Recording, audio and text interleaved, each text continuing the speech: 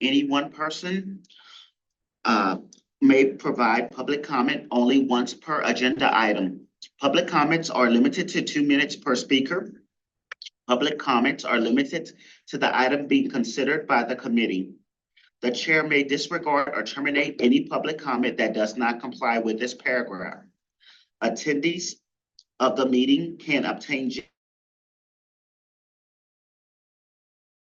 is determined by the length of the meeting. This continuing education is considered distance learning, which is limited to 10 hours per collection period. In email regarding continuing education credit will be continuing education credit will be sent within 30 days following the meeting. Okay, thank you so much for that information. At this time, we are going to go right into public comment pertaining to the items that are listed before us on the strategic planning agenda. Any public comment at this time? Excuse me.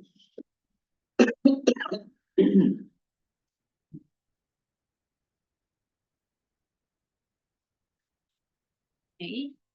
All right, with that being said, no public comment pertaining to the agenda. Any adjustments needed to be made? I'm sorry, public comment, got that. There's none, public comment for the agenda is closed. So now I'll entertain a motion regarding the agenda from the board. Are there any corrections or changes that need to be made? Time. Move to approve the agenda. Been moved by Evan to approve this agenda. Is there a second? Second. Second by Trinity. Public comment to the motion. Your roll call vote because you didn't take the roll for this meeting. Oh, thank you for that. So I'm being told by my legal counsel that I need to take another roll call vote. Let me do that. Let me take a roll call vote for the strategic planning meeting just to be consistent. Hyacinth McKee, Present. Jane Barney, Present. Evan Bergeron, Yes. Trinity George, Present, yes. Melissa Haley, Laura Terry, yes. Here. And our legal counsel is present, and as well as our administrator and members of the public present as well. All right, so now I think I had a live motion to approve the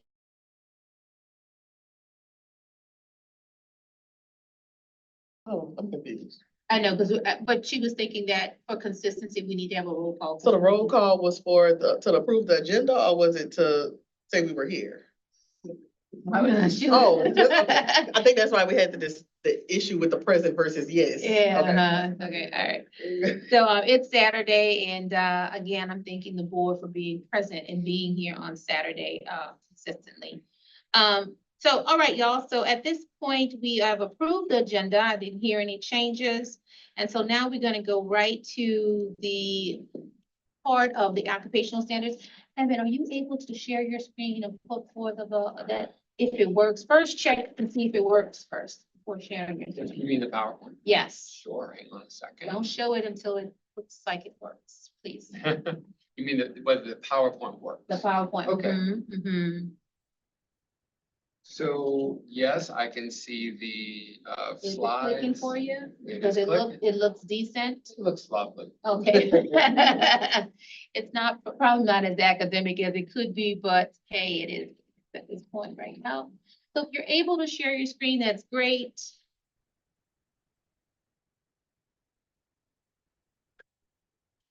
And there it is. Wonderful, that's really nice. What are you talking about?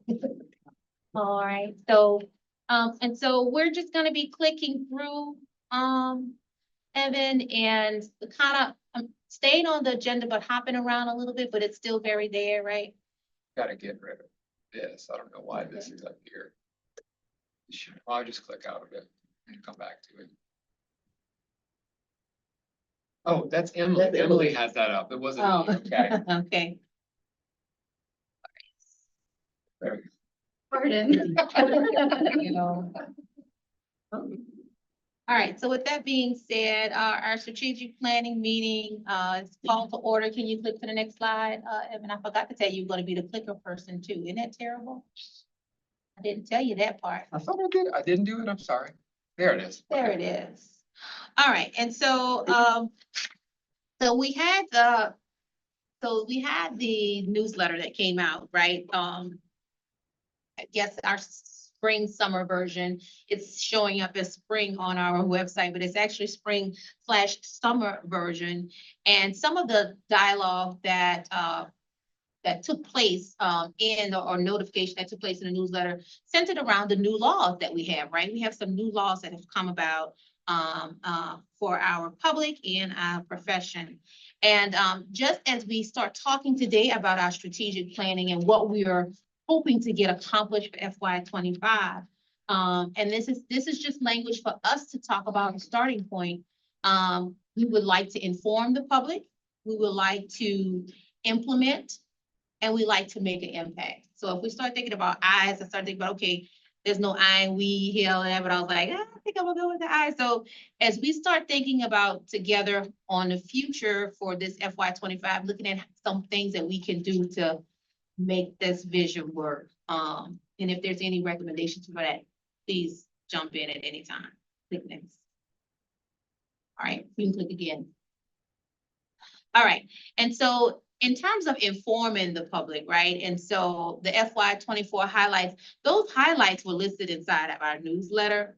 And, you know, I think y'all, listen, it's a Saturday, very formal, yet informal. There was a time in my life that I would not accept compliments and flowers. I'm gonna be honest with you. I just really wouldn't do that.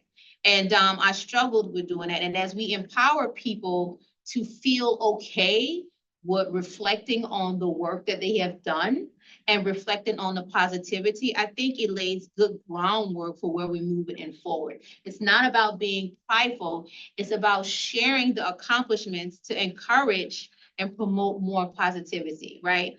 And as we start talking about where we want to go, it's important for us to take a moment and reflect on some of the things that we were able to accomplish to get there.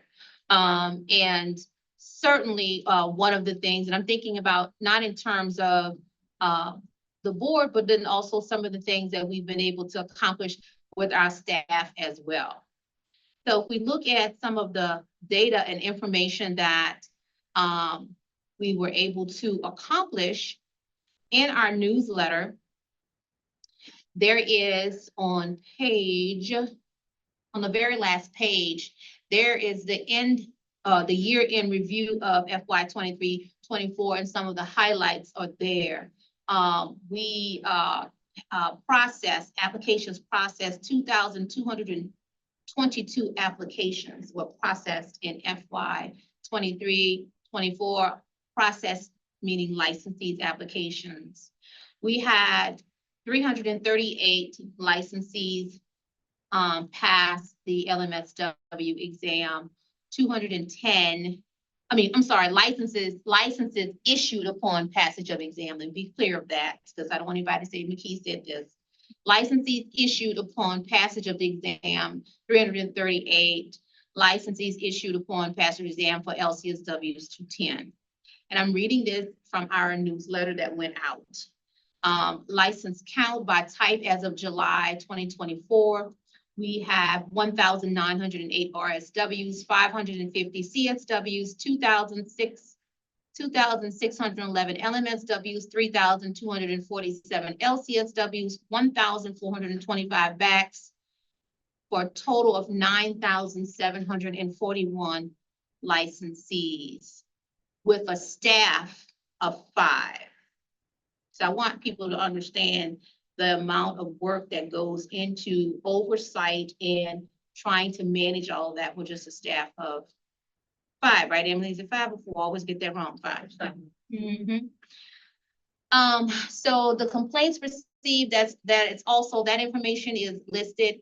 And I want individuals to take notice of the fact that although complaints are received, please know that the board looks at these complaints.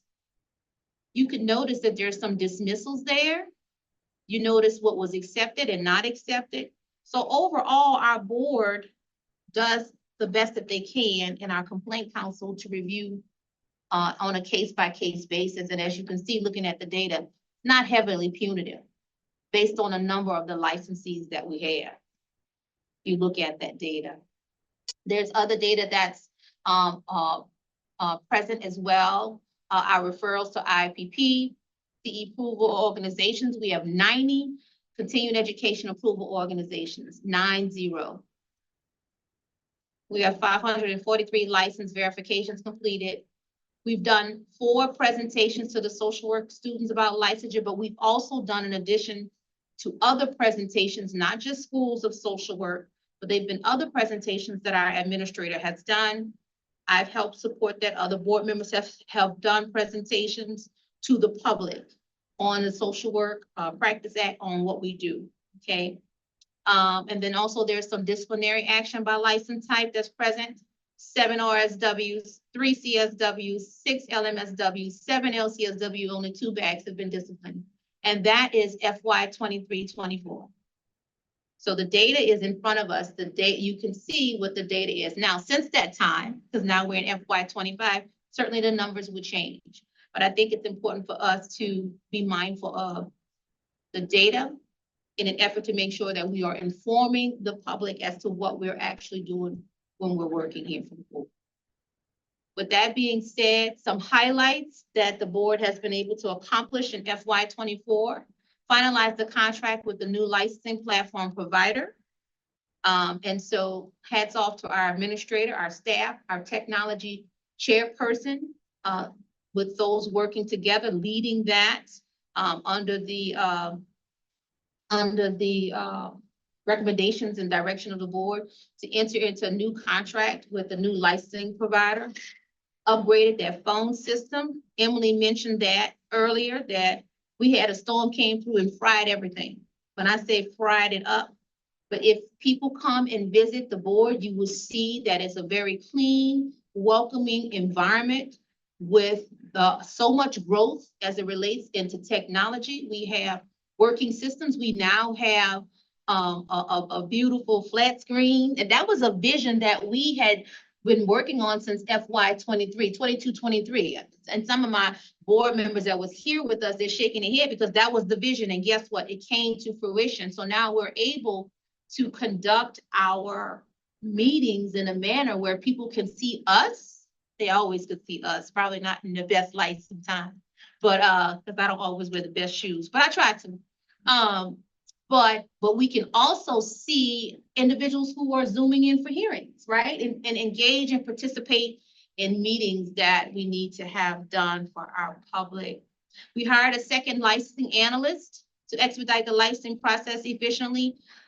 Y'all, we are grateful for these licensing analysts. And, you know, we have 2. And we want to thank Sarah and Blake for the work that they do. Our administrator she delegates the assignments and, you know, and she delegates who's tasked for what. But our licensing analysts try their best to respond to inquiries by email, expeditiously, and also by phone. At any given moment, I would walk in this office and I would see our licensing analysts on that phone, having conversations with licensees and walking them through the process of their license. And so we want to thank them for that. And having that second licensing analyst helps with the volume of work to expedite that licensing process efficiently. The creation of the Interstate Compact and Teletherapy Committee. Correction, I'm sorry, ICTC, y'all told me y'all are telehealth now. I was sitting at the meeting and the recommendation was to change it to telehealth because there are social workers that engage in not only therapy, but there are other things that they can engage through electronic means. The board recognized that there was a need to establish a said committee, given the much dialogue surrounding the multi-state compact that has now been passed into law August 1st, making Louisiana the 15th state. So creation of that committee, and hats off to all of our existing committees that not only was created in a response to the need, but also to be proactive. And I'm, you know, a champion exam committee on that. Well, that was done expeditiously to try to address the needs and continue to work to address the needs of the public surrounding the exam. And of course, there will be an opportunity for all committees to talk more. Reinstitution of the supervision committee, given that the ask was in FY 23, I believe, by the board to reinstitute that supervision committee to address chapter 5 of our rules, giving all of the requests that we were getting from the public as it relates to clinical supervision, as well as asking for more guidance surrounding supervision. So the reinstitution. So I want everyone to know that we did have a supervision committee that existed. COVID happened. People have lives. They have tried to get their lives back. And so there was a reinstitution of that supervision committee that existed prior to COVID and during COVID. Consistent committee meetings inclusive of members of the public and licensees, as well as collaboration with social work associations and stakeholders on matters impacting the public. In December of 2023, all the associations were extended an invitation to meet, to get together, to have dialogue about the future of what we're going to be in social work, and to continue to have dialogue with associations, and listening to the recommendations from all associations, all social work associations that are in this state. So I just wanted to highlight that, go over some data. Any questions about that, y'all? Just kind of giving a little state of the union. Anything y'all want to add in? Anything that y'all seen or FY 24? Anything y'all want to weigh in? I think you did a great summary, but I think the staff, I just want to echo what you said, the staff works hard. They've done a great job managing things. And I know there are a lot of times in between a rock and a hard place with a lot of the calls and emails that they're bombarded with while still trying to maintain and manage the office. And I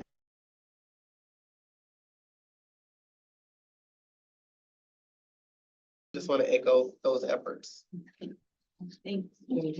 Anyone else over here want to echo or say anything?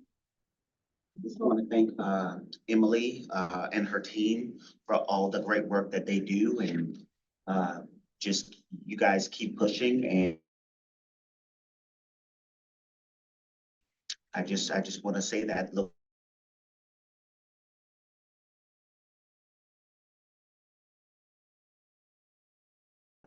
that I've gotten comments from Texas staff, Kentucky, and everywhere else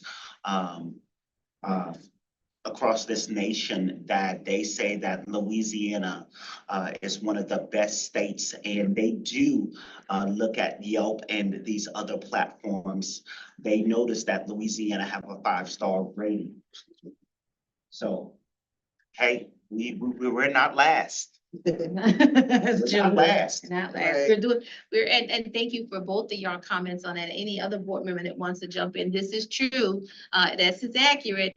When you go and see what other people are doing, I'm telling you, Louisiana, we be walking around proud and with our Louisiana shirts on when we go to conferences. We stick out, and they come to us and ask us, how do y'all do this? How do y'all do that?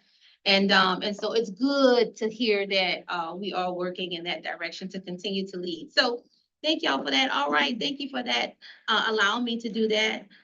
Next slide. I think the next slide is gonna definitely be Sherry.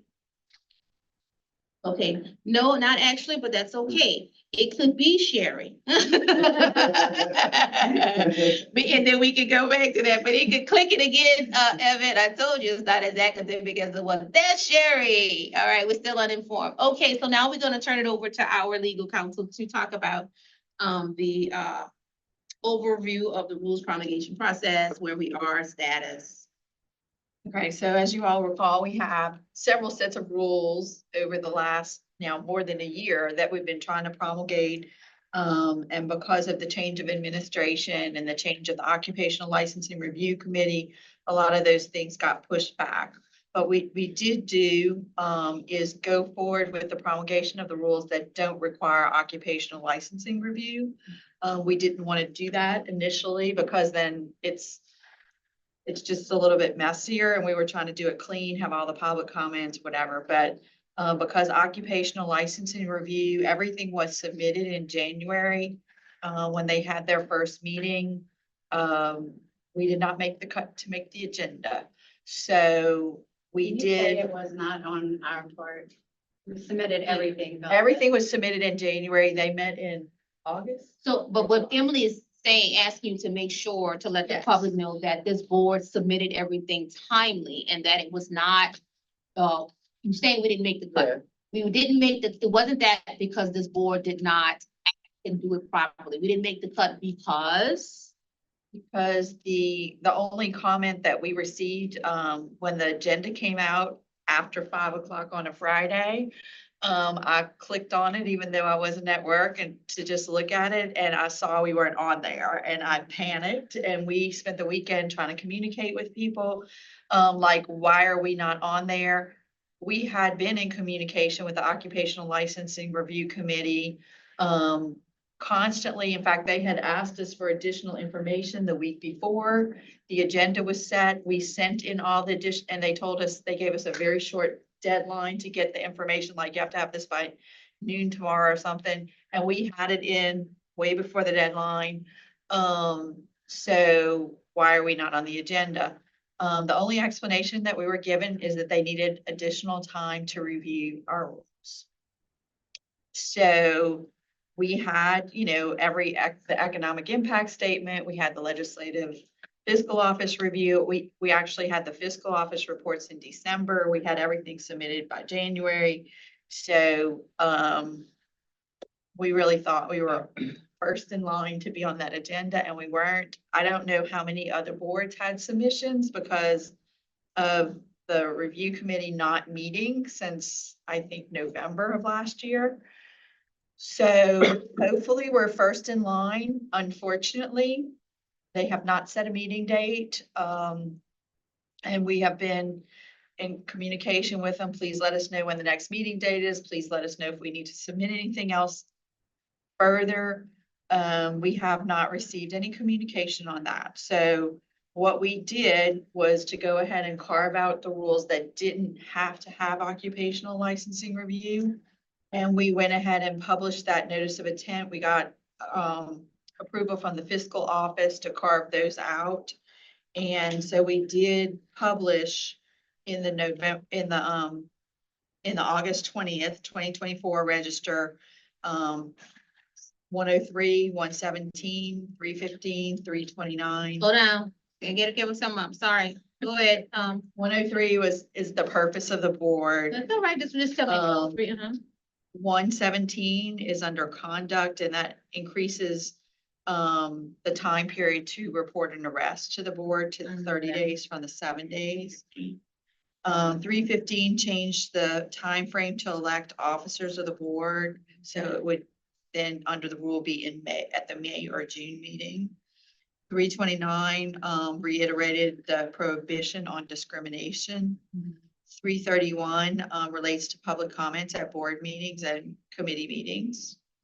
333 is the rule that was enacted to implement the law allowing remote participation by certain individuals who qualify under the American with Disabilities Act or caregivers to persons who qualify In a public meeting. in public meetings. And so those are not subject to review by occupational licenses. So we pulled part of chapter 1 and part of chapter 3 out. The deadline to submit comments. Correct, Emily? No comments. So we set it for public hearing out of an abundance of caution so that we wouldn't have to come back. So the public hearing date is September 26th at noon. And so if we get any public comments, then we would provide a summary report to the oversight committee. And the oversight committee then has 30 days to determine whether they'll have oversight review. And one post the summary report and the rules on the website for 5 days. And then we could submit it to for final promulgation if we don't have any additional comments. If we do get comments and we make any adjustment as a result of the comments, we have to report the comments received and what adjustments we made or why we didn't make an adjustment to the oversight committee. So if we don't get any comments that cause a delay, those rules will be promulgated and effective on November 20th. If we get everything submitted by November 10th. So that's the week before Thanksgiving.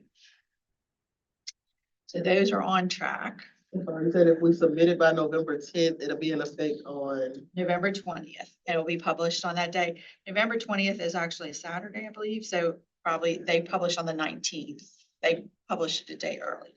Now, Sherry, do you believe, or is it your assumption that,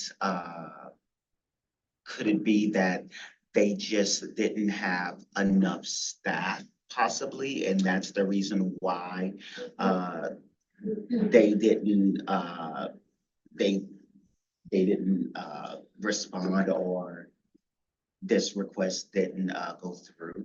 To my knowledge, this board doesn't really have staff. It's, you Okay. know, the governor's office, the attorney general's office's appointees, and they were appointed not long before this meeting occurred. And so maybe they just had some set of rules that they thought were too much to review, but they said they needed additional time to review. They did have questions, and we answered the questions within the time frame that they asked. And so we believed that we were going to be on the agenda, but when I got the agenda, there were only 3 sets of rules on the agenda. And I know that there are other agencies that submitted things as well. So, I emailed them Friday night, like, why are we not on the agenda? Can you repost it? Can you add it? What needs to be done? And the only response we got is that they needed additional time to review our rules. Our rules were lengthy because we had multiple sets that we had to put together to send, but we have not gotten any additional information. So to complicate that matter, we're now in September. We don't have, and I checked even yesterday during the meeting, I was checking because the state was closed for 2 days with the hurricane and they were back on Friday. So I was checking yesterday periodically throughout the meeting to see if a meeting date got posted or if I got any email that there would be a meeting. As of yesterday, nothing. And that board is scheduled to go away December 31st. And I have tried to reach out and figure out, like, what are we gonna do after December 31st? And we've not been provided any answer as to what will happen to Being the dissolved. Yes, And by they legislation that occurred in this passage. and they could have possibly felt as if we inundated them with requests. Well, that's, they didn't meet from January to, they had a lot of requests, I think, because Right. they didn't meet from January till the next year, and there was no meeting in December of the last commission. And there's a legislative session. In the session, there's legislation that requires rules. And so, the workload is not anything on our part. It's just what the workload of that commission has been. So, I'm hoping that we'll get some direction soon, as to what the agencies that are not under the Department of Justice review system will do or will be required to do. Sherry, We don't have any direction at this point. if they dissolved it, wouldn't it go back to the prior procedure or not necessarily? Not necessarily, Okay. because we do have, industry participants on our board. So that's why that extra level of review was required. So the only other review process that I'm aware of is the Department of Justice process that was presented to us. It did have a cost per licensee. It's more comprehensive than the rules, and it has, from what we perceived, thought it would slow down our rule process because of their timeframes. But there's not been any guidance or direction from the governor's office or the attorney general's office at this point. And we would be the next opportunity to even sign up for that, the Department of Justice, if we It chose. they were doing it on a I know fiscal next year, year, right? Oh, okay. but I don't know if the occupational licensing review goes away, will they open up some other options? And wasn't that the cost associated with that, wasn't that about $40,000-$50,000 per year? It was It something was historical. significant. Yeah. Yeah, Yes, it was. I believe it was Cost. It was about. like, it would or be an several extra, if the board entered into that, which we voted it down because of the cost, because trying to afford that.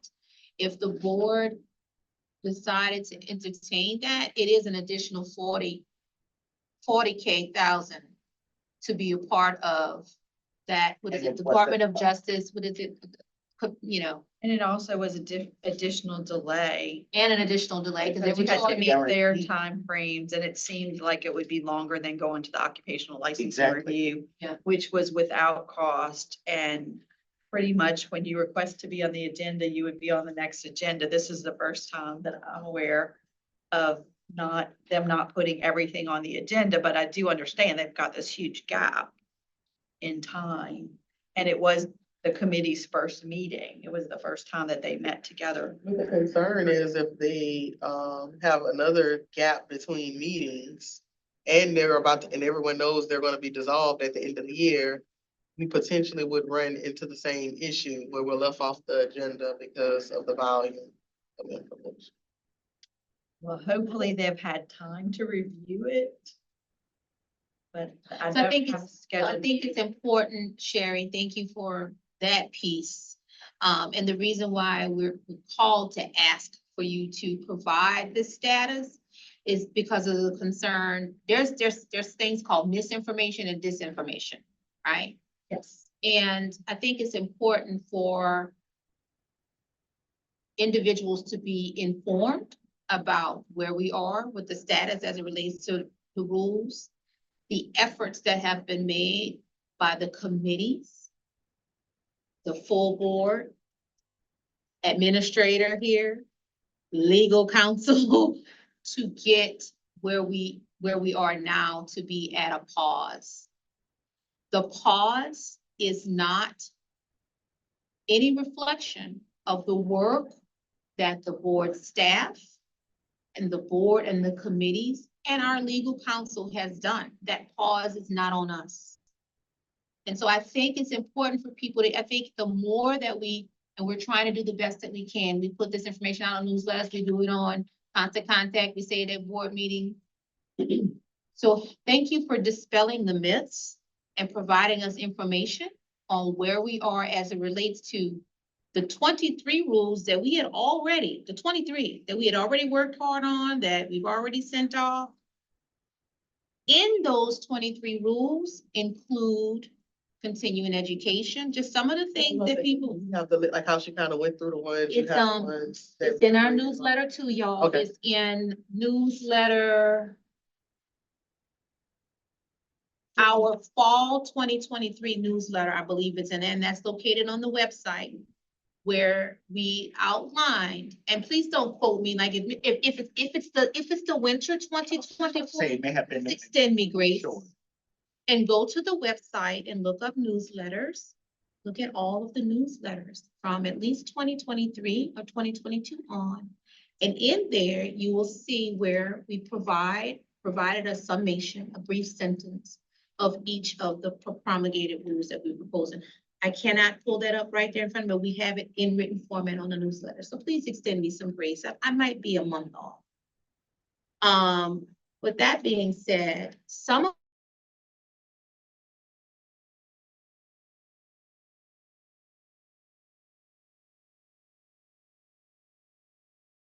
continuing education being virtual, right? Having that opportunity to get your continued education through a virtual means, that's one that's in there. Increase in fees, licensing fees, I believe it's in there. Is that one in there too, Sherry? I'm just kind of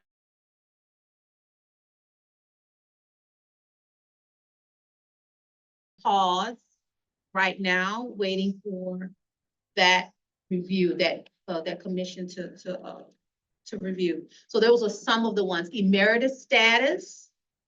That's for our retired social workers. Y'all, please hold on, please hold on. We have language that's at a pause. It's already off our desk. Already there. That's another one. I'm just thinking of the ones that our licensees and our public kind of ask us about so that they'll know that we are working on it. It's already been worked on our end. Did I miss one, Jamie? I just wanted to say it for the public, it's the 2023 edition, the summer fall newsletter that has them listed.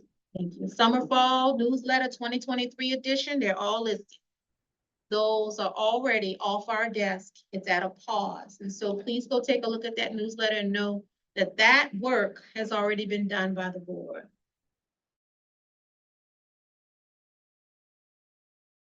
And so I just wanna, go ahead, Jean. okay, so Question? when we go through the occupational review, and this process is so cumbersome, I know you're gonna tell me again. And I might ask again in the future, but I appreciate it, because I understand it in the moment. So let's just hypothetically speaking, they announced that they're having a meeting in October, and we're the first ones on the agenda. They review our rules, they think they're perfect.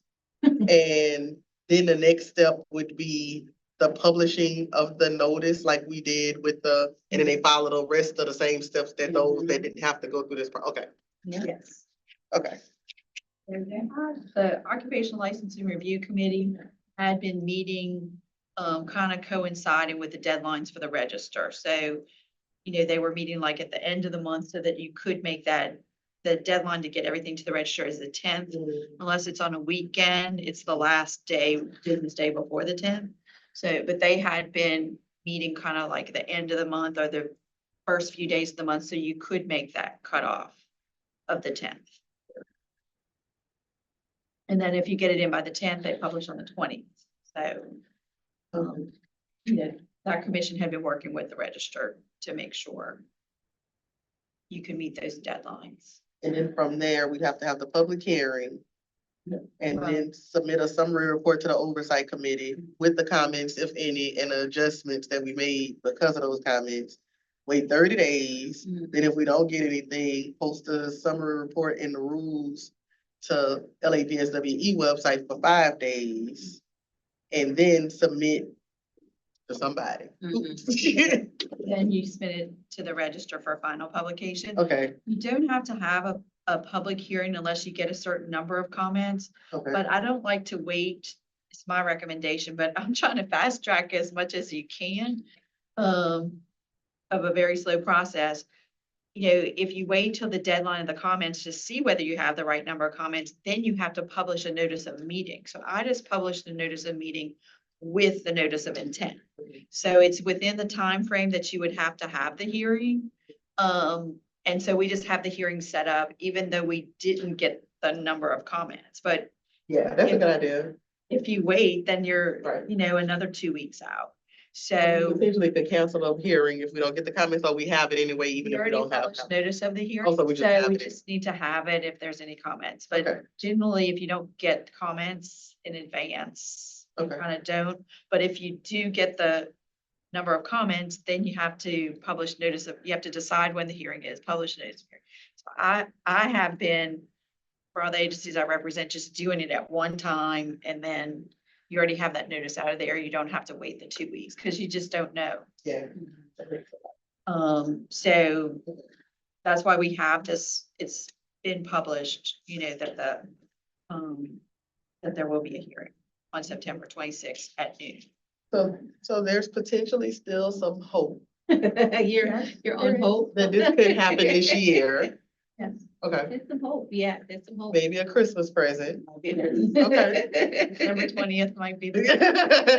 Okay, okay. So we want to, thank you for that optimism, because we want to do that, and we recognize the importance and urgency and everything to get this done. And, we recognize that, and so, we are on top of it, So, okay, any other questions for Sherry on that piece? In terms of, if you leave, we won't have a forum, so I'll pause. I just wanna, you're cold, okay. Just wanna make I do sure. have one more question. So did we notify them of the rules, the 1, 2, 3, 4, 5, 6 that we pulled from that, to send ahead? We will. Actually, they had asked us, they said that we had some rules that didn't You told me. require review. Yeah, And asked why we submitted the rules that didn't require review. So we, separated, oh, yeah, because y'all did that overnight pretty much. so we yeah. did that really quickly. And we just submitted them all at one time because they were kind of integrated in the chapter. You know, we were revising the whole chapter. So we submitted the chapter, but we went and pulled out the ones that they suggested did not need review. Okay. So, So they know they don't have to do the whole thing now. They, you know, when they're, when they make their agenda, whenever they announce but another. I have to tell you, it's like this, it's a very small part that got pulled out because Yeah, the most of yours did relate to licensing and the requirements for licensees. okay. Okay, thank you. You're welcome. All right, and then, So 503, can we go into that? so let's see how we can do with that because we gotta kind of. You can go into that, yeah, you could go into that. Go on into that because the supervision committee has stuff we need to talk about, but you can just Okay. go into it if you want. Okay, so I didn't do a formal, since our rules all got delayed, I didn't do the formal report for the legal sufficiency of 503H, but I can tell you, I did review it. There are some technical corrections that need to be made and things to get it in the format for the register. So we're gonna submit that to you. Some of it's capitalization, some of it's just the way they label things. So we will fix all of that. The only item of substance that I think possibly needs revision is in subsection 2.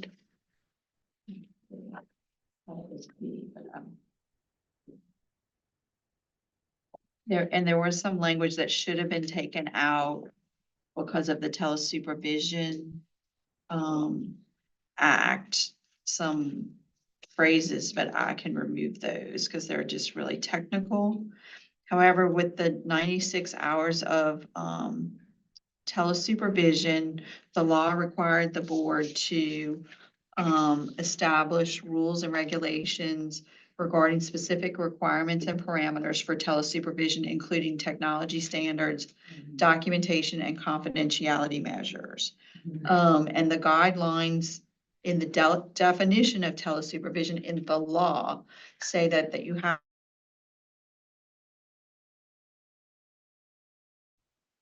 contact, case review, and ongoing professional development. So the way that you all had the 96 hours, you all had some of the hours devoted to training on the technology.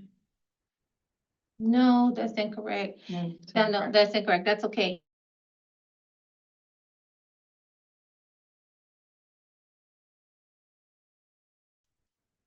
The 96 hours, that is the number of hours that the licensee receives, right? That's not professional development, so that's totally different. That's two different things. But to your point, Well, 3 of the 9, it's F. It's subsection 4F says 3 of the 96 hours shall be a first, a final. no, and that then was changed. That was changed. So. Maybe I don't have the right. Right, that is incorrect. That was changed. So the draft that was provided to Rebecca has that's was changed and eliminated. So this is what I'm going to add, Sherry. The last time we met, the board reviewed everything and there was a final draft that was provided. One that you handed out. That's 507. That was provided to Rebecca that eliminated all of that. In fact, the committee had eliminated all of that. The 96 hours, there's no change in that. So what I'm going to ask for you to do is to review the final draft that the board provided to Rebecca and bring any questions to that. Okay, and that's not the one that you handed out this morning. This is that is 507. Okay, So, oh, I see. Yeah, yeah, so right, we're right. 503. So. So I'm going to ask the board if we can allow legal counsel a little bit more time to review that 503, because you know, the full board met and we gave our final recommendations to that. Was that uploaded in a Certamy or during that, when we reviewed it? No, I don't think it Okay. was. So I got to look at the paper. I don't think it was. Okay. But I'm going to ask to allow, council a little bit more time to review that. Because it seems as though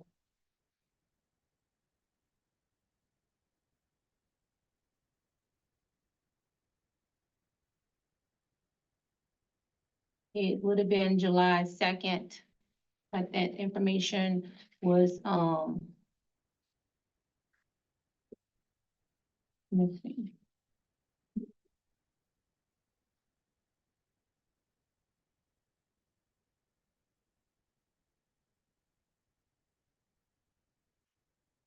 No, sorry, it would have been June 25th. That's when I was out. Mm-hmm. Yep, I pulled it up. So that would have been the time, okay? Okay. So the recommendations, were made, by the board and submitted to you when you were out. And I could very well get that to you again, when you'll see the recommendations. That 96 stuff was not in there. There was discussion about a midpoint of evaluation, some highlights, and I can do that and get into that supervision committee report if y'all want to give a highlight, okay? Well,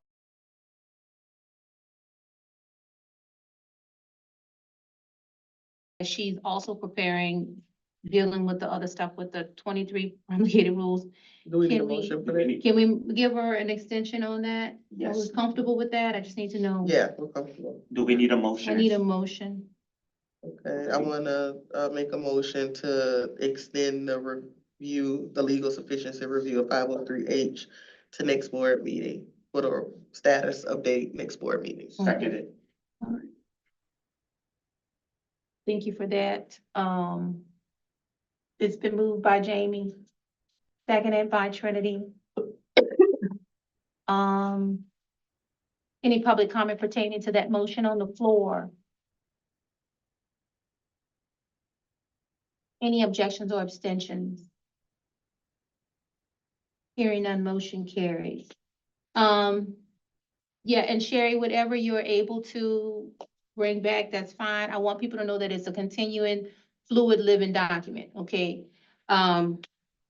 Anything else for Sherry? Sherry, new laws, can you briefly, we had a couple of acts that came through.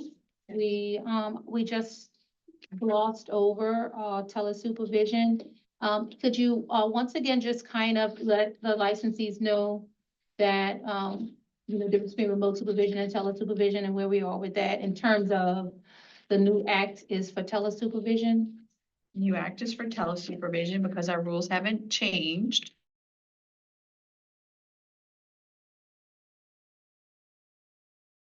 Place because the Act 457, which enacted telesupervision, requires the board to establish rules and regulations regarding the specific requirements, parameters, and include technology standards, documentation, and confidentiality measures. The board's in the process of doing that within the rules framework that we have to work in, which is not the best right now. So, that's where that is. So remote supervision was an exception to the supervision rules and it remains a valid rule at this time. So if you have a request that falls within the exception, you need to continue to submit that to the board as you have been. And the board will review those on a case-by-case basis as they have been. Okay, and then the next one would be, I know we're kind of trying to move around a little bit. The next one is the Interstate Compact Act, right? That's a new one that we just became law as well. Correct. And that Interstate Compact, Terry, you can do it like 2, 3 minutes, because I'm gonna jump around and do committee reports and we'll So talk. the interstate compact was discussed some yesterday as well. Mhm. It's gonna allow licensees to have a license in their home state and then participate in interstate compact with other states. And that's being developed at this point. The board will have a participant on the committee. And so once that the terms of the interstate compact are established, then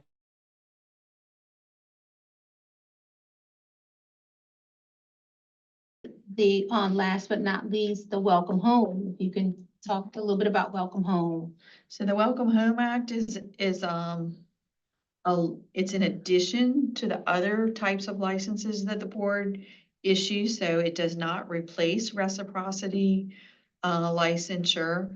And so that remains on the books, but this is a more limited group of licenses that can be issued to individuals who are it says welcome home, but Louisiana didn't have to be your home for it to apply to you, but it would apply to people moving into Louisiana who are licensed in other states.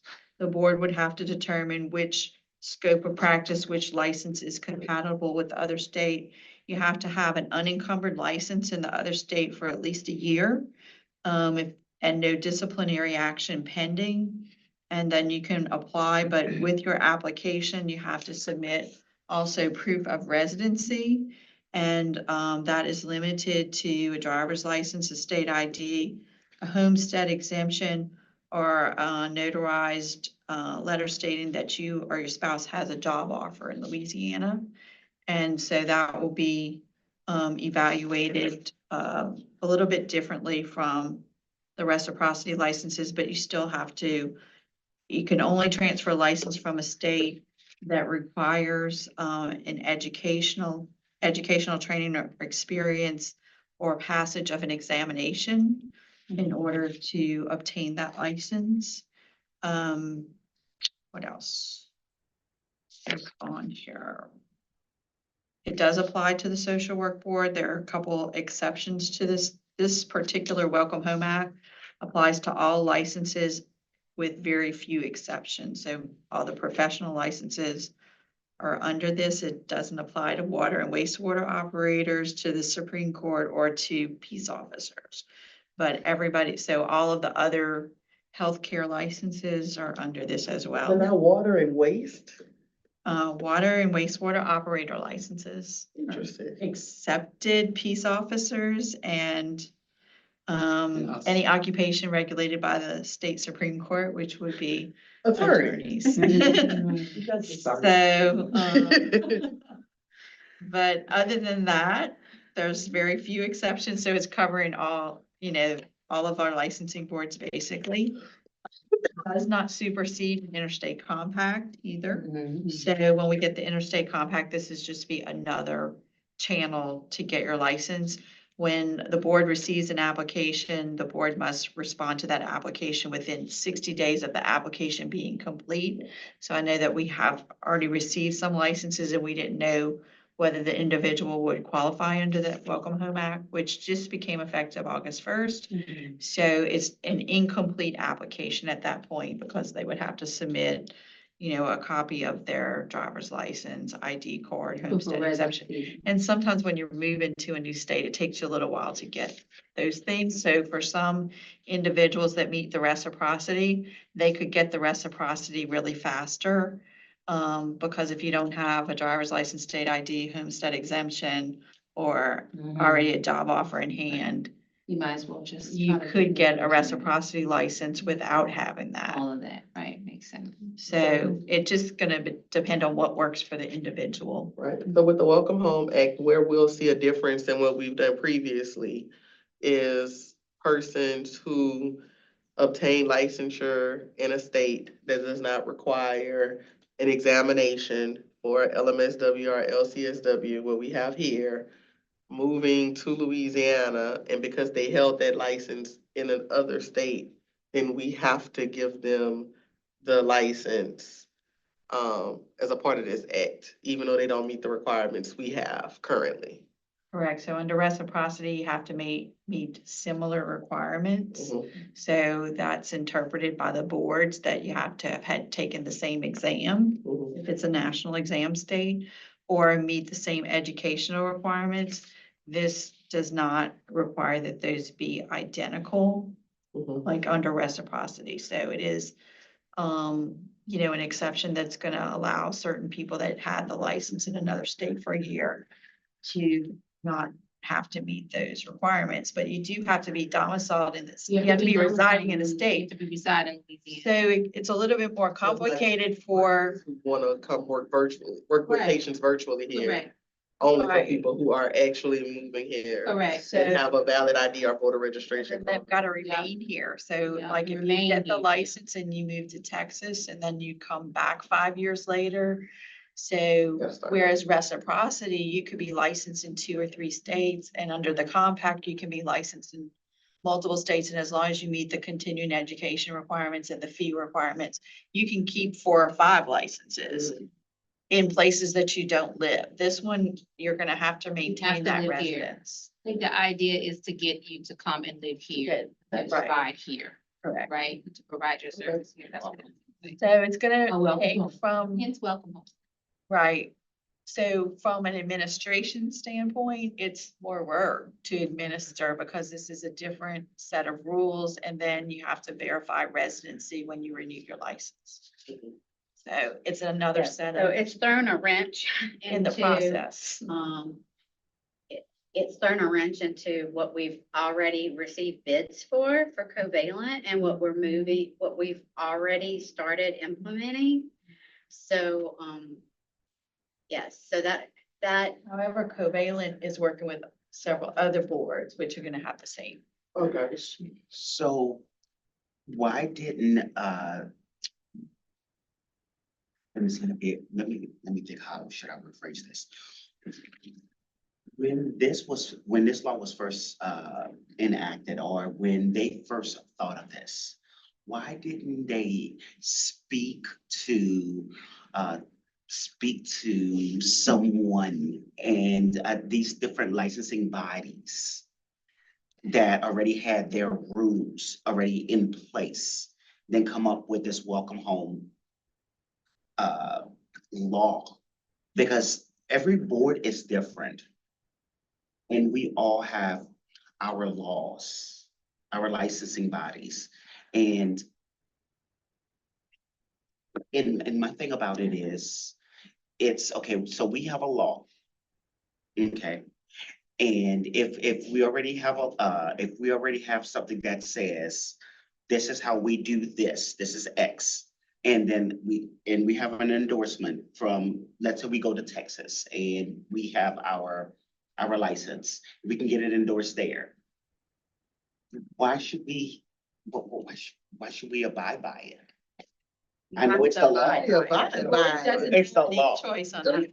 I know that, but Yeah, I agree, we have to abide by it. Unfortunately, we don't, we Yeah. don't have the privilege to do that. It's law. We have to follow it. I'm really concerned about what, Emily is saying about the extra taxing that this may put on our staff in trying to manage this. And so I really think it's important for us to take a step back and do like a really good analysis on and see if that's a cost factor, and then have a bigger conversation on how we are going to address that.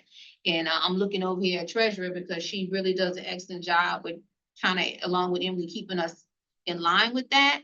So Emily, I guess we're gonna be circling back soon, because we are collecting the data on how many comes in and all of that for a reason, to see if that's gonna require us to do a little bit more. That may be another staff person or 0.5. I don't know, it might be something manpower wise. Emily? I don't know that an impact staff wise would be great if we can get another quote for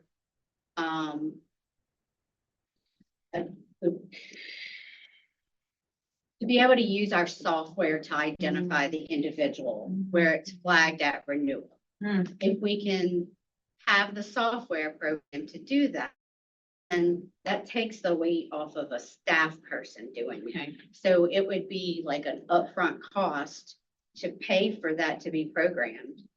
I'm wondering if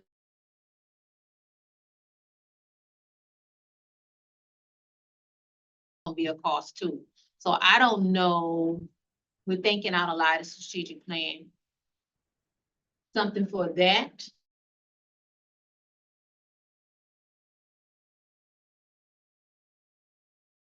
Wait and get that one quote. You see what I'm saying? And that covers both. You know what I mean? Something to think about. Because either way, we're gonna need to have something on that platform to identify that as well as that multi-state compact. So it's just things to think about when we start talking about. It seems like with the reciprocity, like I said, I think in some instances, you could get your reciprocity license before you move. And this is kind of tied to things you would have after you move or close in time where you move, when you have a job offer. So I don't know how many you'll really have. And then when you get the state compact, then if it's a, participant in the compact, it's gonna be easier for you to do that. Big And not compact. have to, because you're not gonna have a homestead exemption certificate until you buy a house. And you're Right. not, so, Voter registration card, I think, was another way to prove your Yeah. residency too. So you would So- have to, for but welcome you have home, to have a yeah. residence to tie that to, so you would have to Correct. actually move. Whereas, you can reciprocity your license or go under the compact before you physically move. So with things like this, like a law that changed, that impacts us, impacts social work regulation. I think like what Trinity was trying to ask was, there is no way we as a board, because we can't. What's the word? Lobby. Yes. No, we can. We cannot lobby. no, we don't. So I think that's what Trinity, but that's not our. Right, that's not Provide our role. information. Right. But this was this was a piece of legislation that affected all the boards. It wasn't just social work, or it wasn't just a group of boards. It But was we a can't, lot of boards. So I did not attend any of the committee meetings. I don't know what kind of input they got or what kind of input they sought beforehand. But every time you change a license classification or the continuing education anytime you change any of that, it's programming. If you're using a licensing system, that it's got to go in there, and that to most of the boards costs money because of a change order or whatever you have to do to tweak that system, unless there's a few boards that have in-house IT people that could probably make those types of changes. But the majority of the licensing boards don't have in-house IT right, staff. but Sherry, but we can't as a board. And what I mean by that, But you as a citizen can give information. I mean, you can give right, we can give information, but the 7 members of this board, we're not, we cannot lobby, but we can give information. But our licensees out there, they can lobby. The professors out there who are social workers, they can lobby. Citizens can lobby, but the 7 members or 6 members who are appointed on this board, we cannot lobby. So that's what I want to get out there. So we cannot do that. But I didn't get to say that. So that's what I meant by that, and I didn't get to go into great detail. So that's what I want to infer upon you. So those are questions that I want to ask of you. What can we do when legislation gets out there, when welcome home legislation comes about, or any type of legislation comes about that that comes in our way that we may or may not agree with? Really, what we can do.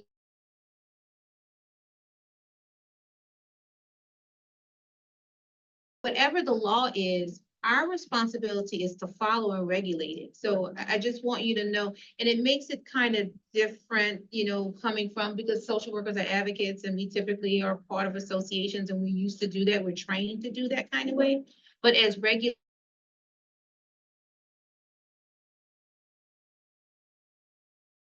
open floor, start to close the floor for questions for Sherry, because we got a lot of stuff to cover for the rest of the agenda. So in the beginning of session, there was a list provided to the board members of things that Emily and I had gone through that looked like they affect boards or affected social work or affected those, but that changes during the session.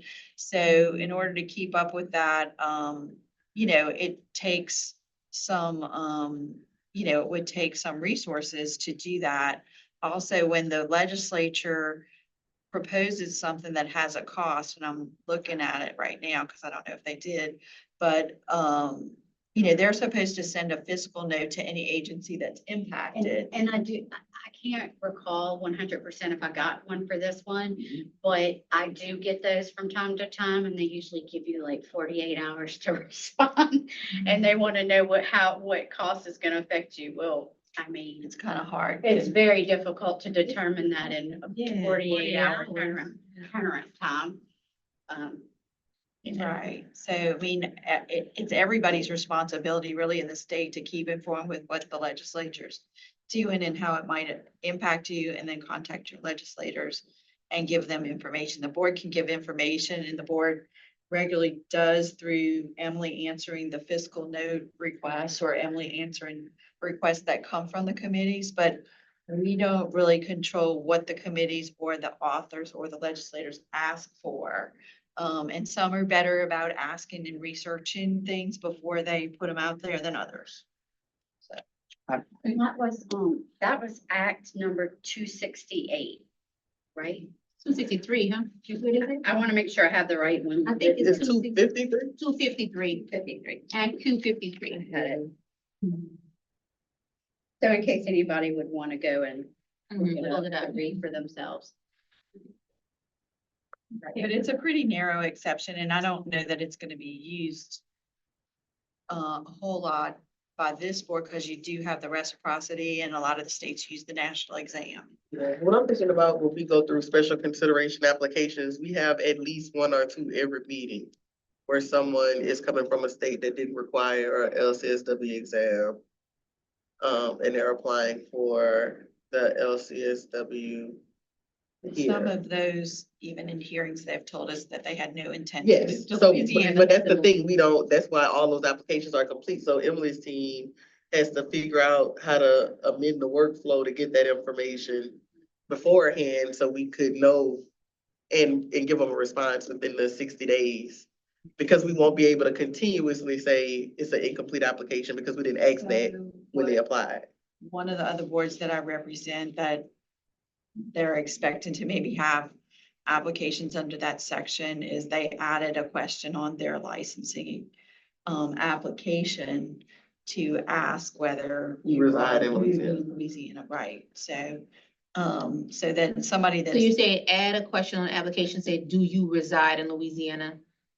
do you reside, I think, or intend to reside in Louisiana? Or something to Or do consider? you qualify under the Welcome Home Act, and you can set Yeah. it there, something like that. But a lot of the applicants that are applying for a license in our state, they're either gonna do some remote work in the state, or they might do travel work in the state, but a lot of them are not moving to the state. So Right. you could eliminate it from that question. If that's the, yeah. So that's space to consider, adding something on the application. I'm glad you brought that point up. What that would look like, we would need to determine what that language would look like. I think we could probably borrow some from some other agencies Mhm. that have. So that's something, that's good to, that's something to add to our strategic plan.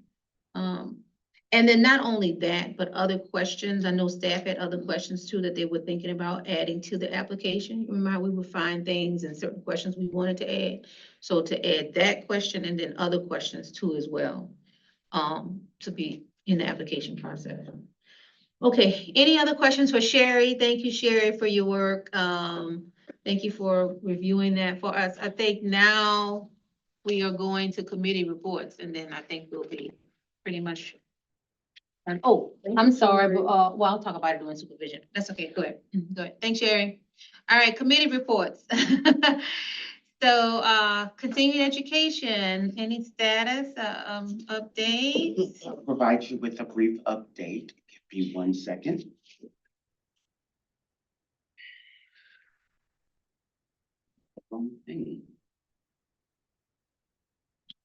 Okay, continuing education. So at this time, we're continuing to discuss the logistical procedures and educational strategies to develop a rubric for the Louisiana State Board of Social Work Examiners. At this time, we have not met this quarter. We will be meeting this next quarter here at the Louisiana State Board of Social Work Examiners office. And I just want to let you guys know that we're going to be providing you with a sample of that rubric. And that's where we are at this time. I need some guidance as to how to develop that Google Doc. So I'm getting with my team because I've never developed that Google Doc, how to share it with everyone. And I didn't know if I could do that because I'm that person that I didn't want to share that and pass along documents between us without getting guidance from the board. Okay, can I ask you what that rubric is for? You're creating a rubric For which one? auditing, we're Oh. it's gonna be to audit for auditing purposes and for transparency. There's been What are we auditing? I'm sorry. but we're gonna be auditing all applications for the continuing education approval organizations. Okay, thank you. So that's why we're developing that rubric. Okay. We wanted consistency across and continuity across the board.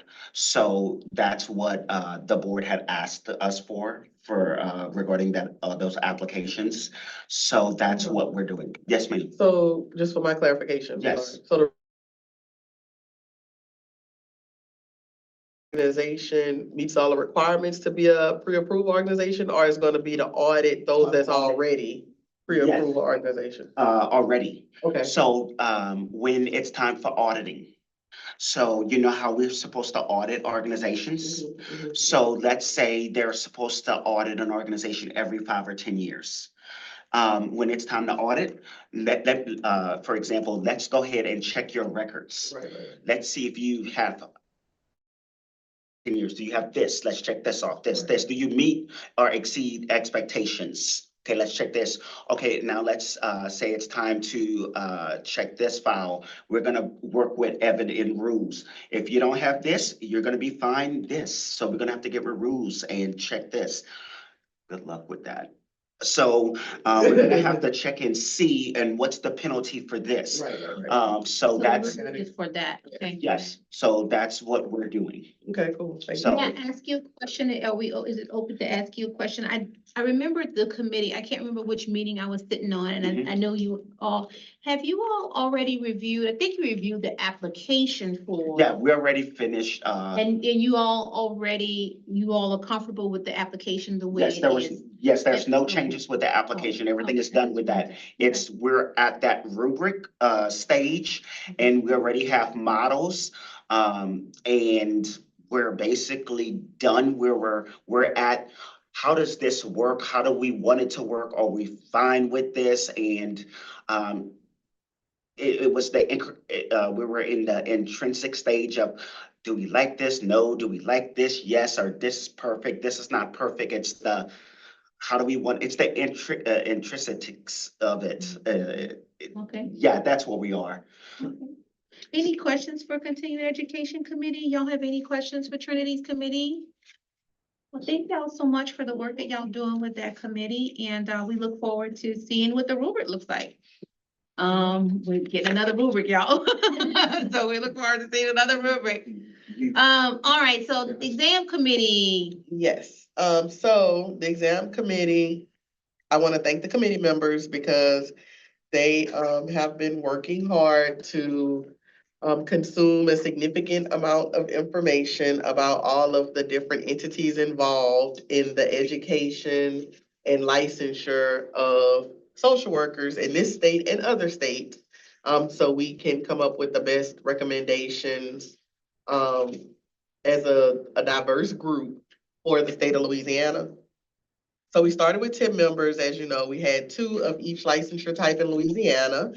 We removed 2 members at the last strategic planning meeting, and the committee voted to remove 1 more, who has been committed. He's been great with communication.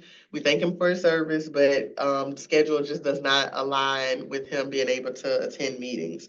So Michael Rosales, we thank him for his service, but I'm gonna ask Madam Chair to remove him from the committee. And then we had 1 person resign from the committee, Susan Hutchinson, at the last meeting. And we also want to shout Susan out because she has been very valuable to the group. She's been very engaging, been attending every meeting and bringing great information. But she decided to resign from the committee as well. So just want to, I guess, notify you of that resignation and request Michael Rosales be removed. How many members do you have now? So that'll leave us with 6 members, and there is still a representative of each licensure type. Good, that was my next question. But we have been through a significant amount of information, and so I think it's best to keep the committee, I think it's best to not add anyone at this point, because we'll be playing catch up. Right. I would rather continue, especially since we still have representation from each licensure type, with the current committee of 6 members. And so I would like the board to agree to the removal of those 2 roles so that we would be able to have quorum in our meetings. Okay, so it's at the pleasure of the chair, and so that's granted. Okay. The committee's granted those 2 individuals who will no longer serve. Thank you so much for your Thank service you. and all the commitment. Yes. But they will no longer serve on the exam committee. And you are comfortable with the way I'm understanding the way it Yes, is now. I am. Okay. And then also thank you to all the other committee members who are still active and present and doing this great work. And so just an update on what we've been doing and where we're going. So we've only had 1 meeting since our last update a couple of months ago. We generally meet monthly, but things have happened. And so we had 1 meeting since then, last month, and we are planning to meet again October 11th at 9:30. We maintain certain items on the agenda every meeting. Public comments, because this is going to be a major change potentially for the state. So every meeting we allow the public to give input. We've already, as you know, had town halls and other opportunities, but we still leave that door open. We've reached out to specific stakeholders, all of the schools in Louisiana, they have an MSW program, as well as social work associations in the state. And we received feedback from, I want to say 3 of those, which was disappointing because the implications are so major. And what I would anticipate based on what I generally see happen is once the recommendations are put forward and if the board agrees with those recommendations and we go forward, someone is not going to like something. And so we have been requesting feedback on this for a year, at least a year and a half. We are taking what we have, we're taking the knowledge we learned, and we're going to continue forward because we have to do something, right? And so, but we leave that on the agenda every month. So if those stakeholders attend a meeting and choose to speak, or they submit something in writing prior to the meeting, then we will be happy to have it and incorporate that into our decision-making process. We also keep on every committee member had task assignments. So we leave that on the agenda in case anything changes. For instance, someone keeps up with the interstate compact on the committee, and so they'll update us every meeting as they obtain information. And we also keep updates from ASWB on the agenda. They usually have a representative virtually attending every meeting, and they regularly send us information for consideration that we review. This last time they had the researchers from, who was it? Rutgers had these 3 wonderful, lengthy reports talking about the effects of race and ethnicity on clinical exam outcomes, the profile of social work license examinees, a racially patterned educational and training journey before the exams, and the determinants of licensing exam outcomes, the compounding effects of individual, institutional, and community factors. So, that was the last update we got from them. And let's see, so the public comments, ASWB, the interstate compact updates also remain on our agenda. So, cause that is, It intersects, yes, yeah. gonna have major implications. And that's it. And so we're at the stage now where we are brainstorming, we've brainstormed all of the options for the state of Louisiana, what all we can do. And so we're pretty much in a decision-making process. So our goal, I'm gonna throw this out here on behalf of the committee, even though no one told me this, but our goal is to have recommendations by the end of this year, right? We got all this information. We brainstormed all the possible outcomes. If you flip that flip chart over, it's pages and pages of drama. And so we are going to have some recommendations by the end of this year. And again, hopefully, if not the beginning of next year, and our next meeting is October 11th at 9:30. So I'll take any questions if anyone has any. Any questions for the exam committee? Thank you, exam committee, for all that work, and thank you for the committee members. I see y'all, I'm watching y'all, I'm listening in, and so thank you so much for all the work. And we recognize there's a lot of data that y'all committee reviews too. Yes. I noticed y'all always leave with packets of something to review. So thank you, exam committee, for your work. All right, who's next? Oh, that's Interstate Compact and Telehealth Committee. All right, everyone. Right now, I'm serving as the chair of the Interstate Compact Telehealth Committee. Candice Saraparu served as chair.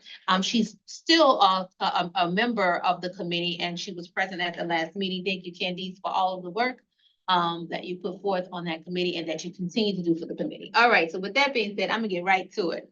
All right, Interstate Compact Committee met our last meeting. Well, we met 2 times, I think, since our last strategic plan meeting, but the last time was Monday, September 9th. And at that meeting, we took the opportunity to review basically where we are in terms of Louisiana for the multi-state compact. Y'all hang on, we getting there, we getting close to the end. I need y'all to hang on, because see, now is when I'm gonna need some weight, all right? So anyway, the Interstate Compact Committee met. We reviewed the Act 791. Basically, Act 791 took into effect August 1st. That is available in our newsletter, the spring summer 2024 newsletter. There's a hyperlink that's available inside the newsletter for people to take a look at, but you can always keyword Google and pull it up. The Act 791, there was not a whole lot of changes that took place for that act in our state, because in order for you to be part of that multi-state compact, your state had to be in agreement with the model act that the commission, not the commission, I'm sorry, the entity that created the state compact, state government, getting the name, I can't get it, it's Saturday. Council of State Government, they created the model, right? And so there's not a whole lot of wiggle room we could do to modify that, with the exceptions of some things for Louisiana. I believe that the state police fingerprinting, background check kind of information had to go in it. But the bottom line, in order to be a part of that compact, you had to agree to that model that was provided. At that meeting, we determined that we will bring to the board and ask the board to recommend someone to serve on that commission, to speak for Louisiana and to bring any questions that the board may have on behalf of Louisiana to that commission. It was discussed that the commission first meeting will be Tuesday, September 17th. Additionally, the committee received permission from the board at the last board meeting before to go on ahead and put out a survey. So we have already created the questions for the survey, to send out the survey to licensees, because we really want to gain interest as to if we do, well, when we start the multi-state compact, it was if before August 1st. Who would be interested in actually getting a multi-state, license? So we wanted to survey the licensees. We got permission from the board to do that, to send out the survey. Our goal is to have the survey sent out to all licensees by October 1. That's the goal. Right now, we're trying to determine, what way we're gonna get the survey out. Will it be through Constant Compact, Qualitrix? You know, we're trying to Survey Monkey. We're trying to figure out which way, the best way to send the survey out. And I am gonna ask any recommendations from any board members. What platform, what way could we, send the survey out? If anybody knows. We plan to send the survey out to all licensees, in the state regarding the multi-state compact. Does anybody know a good poll? I mean, we mentioned Qualtrics, Survey Monkey, there's a cost for that. I'm sorry, according to the newsletter, and maybe you were put out, but there was what, about 10,000 licensees in the state? Yeah, we have 9,000. We just did 9,700 and, yeah, about 10,000. So I don't know a platform that would hold that many, but I think whatever you do is probably gonna have costs associated because of the volume of respondents. I don't know if anything that's free.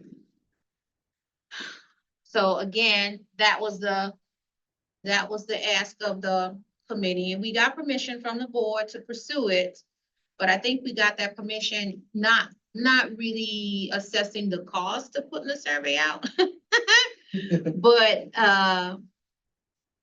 that's kind of where we are with that. And the survey is going to only be, let me just tell y'all, it's only going to be 2 questions. Like a little short survey. And how much is, I guess, We don't quite know. I mean, at this time, we can go do some research and find out how much the cost is, but we will not have our next board meeting until October 25th.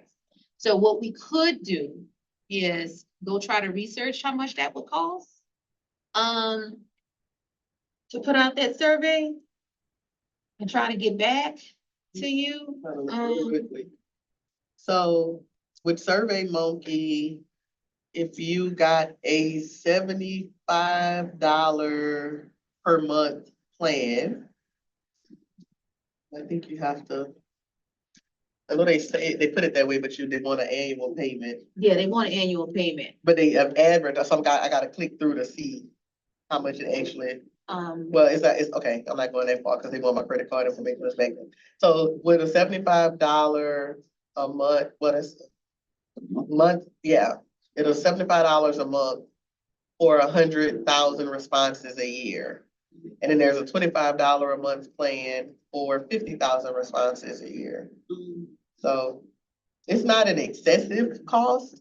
I think especially if there's a potential use for it for something else within a year, you know. Oh, we probably will be sending out more, I would anticipate with some of the changes. So the question then becomes, I Is it have gonna to be ask beneficial? Emily is that. it beneficial? Oh, it's gonna, well. Because gonna if be it's beneficial, then the cost may outweigh the means. Let me, you're right, let me wait and see what Emily and Evan, I'm gonna pause because I need to ask Emily a question. Emily, question about that, we look. My question would be integrating all of the emails from Certamy or either Constant Contact, how we email. To put them in if we choose Survey Monkey, would that be a heavy lift for staff to integrate? Okay. I mean, I don't know how to use Survey Monkey because I've never used it, but, we are able to run a report of our emails and so. Okay, that's fine. That's an easy thing. You can do, I know for Constant Contact, there's a tutorial that I use when I forget how to do it. And, it's very easy to walk through, but we We also agreed though to look at constant contact and see how their survey feature works. Oh, that Yeah, might and work. I did do that. And we already pay for constant Oh, contact. perfect. Sure did. Thank you. Kim. But I have not had a chance to do No, no. that yet. That's all right, that just happened Monday. So there we are, y'all, to Emily's point, I remember the committee did say that, we're gonna look at to see if Constant Contact has that availability for us. And if not, we just wanna know if we have permission from the board to pursue another, means to get the survey out. We're looking at some numbers over here for Survey Monkey, to get that survey out. We really wanna gauge who's interested in, applying for the multi-state compact. So that was that for, the multi-state compact piece. Commission meeting next Tuesday. I will be at that meeting from 9 AM to 4 PM. Anyone could register to attend that meeting. All you need to go to social work, I think you go to the social work compact website and all that information is there to register on the compact commission and how you can attend that. Survey, I think that's it for interstate compact at this point. If there are any questions that the board may have that wish, that you want to submit to our committee and then also submit to the, commission for review, please send it to us. We're going to have this opportunity to ask some serious questions. I know that, my technology person had a really good question, technology committee, about, Bory, would you want to share that question you had about the data integration for our multi-state compact? Yeah, if every jurisdiction would have to pay the same amount for the data integration piece, and would we have to integrate our data with our system with their system? Because we're probably not the only state that is actually procuring a new system or adding modifications to the system. So those were my concerns, was the fees that every state would have to pay. And I think I read in a draft a while back, a couple of years ago, that they did plan to make it fair, but who defines fair? And different states can only ask for a certain maximum of fees of their licensees. There's just different things that I was concerned about. So that's something that we're gonna have to keep an eye on. Thank you for that. I mean, we have 9,000 licensees, but we have another, maybe a bigger state that has 20,000 and not assessing and charging us the same amount that you would have for like another state. Now, right now, Texas is not in the compact. And California is not in the compact, which I'm not picking on those two. They're just two larger states. But I take issue with comparing Louisiana with Texas daily. I have an issue with that. We're smaller than Texas. We have a smaller number of licensees, I believe, in comparison. So to compare us with a state like Texas is unfair, and I don't think it's comfortable for us to pay the amount that they would have to be asked to pay. So to your point, that's a good question to bring up. But if there are any questions that you come up or come across, shoot me the question, get it to me, get it to our committee, so we make sure that Louisiana is represented at these commission meetings and that we are asking questions that are important to our state, okay? That covers interstate compact. Anybody has any question about interstate compact? Because now I gotta go to telehealth. Because the committee serves two purposes. Y'all hang on.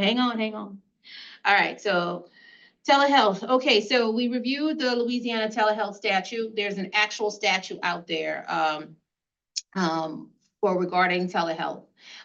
There were some questions that was brought prior to this committee being established on the need to have a rule surrounding telehealth, or teletherapy, if you will, for our social workers. So our committee has decided to take the information from the telehealth statute to go do some outside work and to bring back to the committee to present to the board some language around of a rule surrounding telehealth. Okay, it doesn't have to be very lengthy. We don't know what the size would be, but we thought that it's important to have a rule to serve as guidance. Because now we're moving into this world where we're doing a lot of electronic means, and we want to be in a place where there's some support there for licensees, okay? And a certain protection for the public. All right, so that covers that. Our next meeting date is October 30th. That's what we're shooting for, October 30th. So that covers that committee. I think that covers interstate compact. All right. Any questions for interstate compact? I know we're trying to get through today. No questions? Okay, thank y'all. Wait, I'm sorry, I do have a question. Yes. Did you need a motion regarding the survey, the Well- cost of potentially or no? Well, I think we would probably need a motion with maybe like a NTE, because I think we want to move forward with it. Mhm.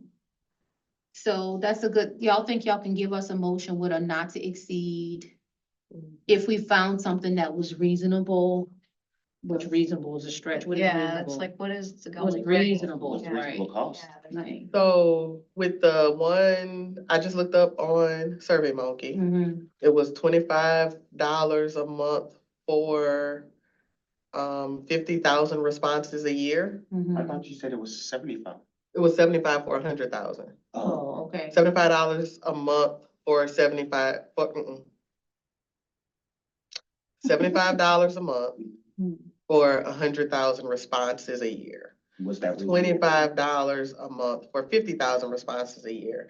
So I do believe though, but they charge you annually. Like when you sign up, they advertise it that way, but when you go to pay for it, you have to pay the annual cost. So which So- one do you think is reasonable? I think both are reasonable. I think it just depends on if we anticipate issuing some sort of survey again and not having to upgrade. You know what I mean? So of course, if we have 10,000 persons in a state that we'll be surveying, the one with 50,000 and $25 a month, that'll be $300 for the year. I think that one makes more sense as long as we don't plan on sending more than 5 surveys a year maximum, Mhm. then that makes sense. And it's not to exceed because if the constant contact works for a Then we don't survey even option, need it. we don't need to worry. So I think 300, I don't know what taxes maybe, so let's just say 350 in case So there's if we another. could get a fee, but- motion to not to exceed $250 for the survey, that would be Mhm. great. If we are able to find that constant contact and use them, there won't be no cost, because we're already Correct. paying to them.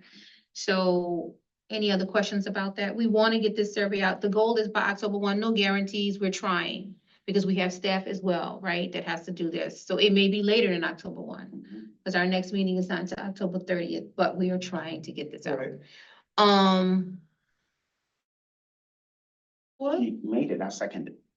We can count it as a motion, not to Okay. exceed 350. All right, so it's been moved by Jamie to allow, the cost for a survey, to not to exceed $300, a survey to go out to our licensees or to to pay, well, not to say pay membership, but just not to exceed $300. 350. For $350, thank you, for the survey to go out.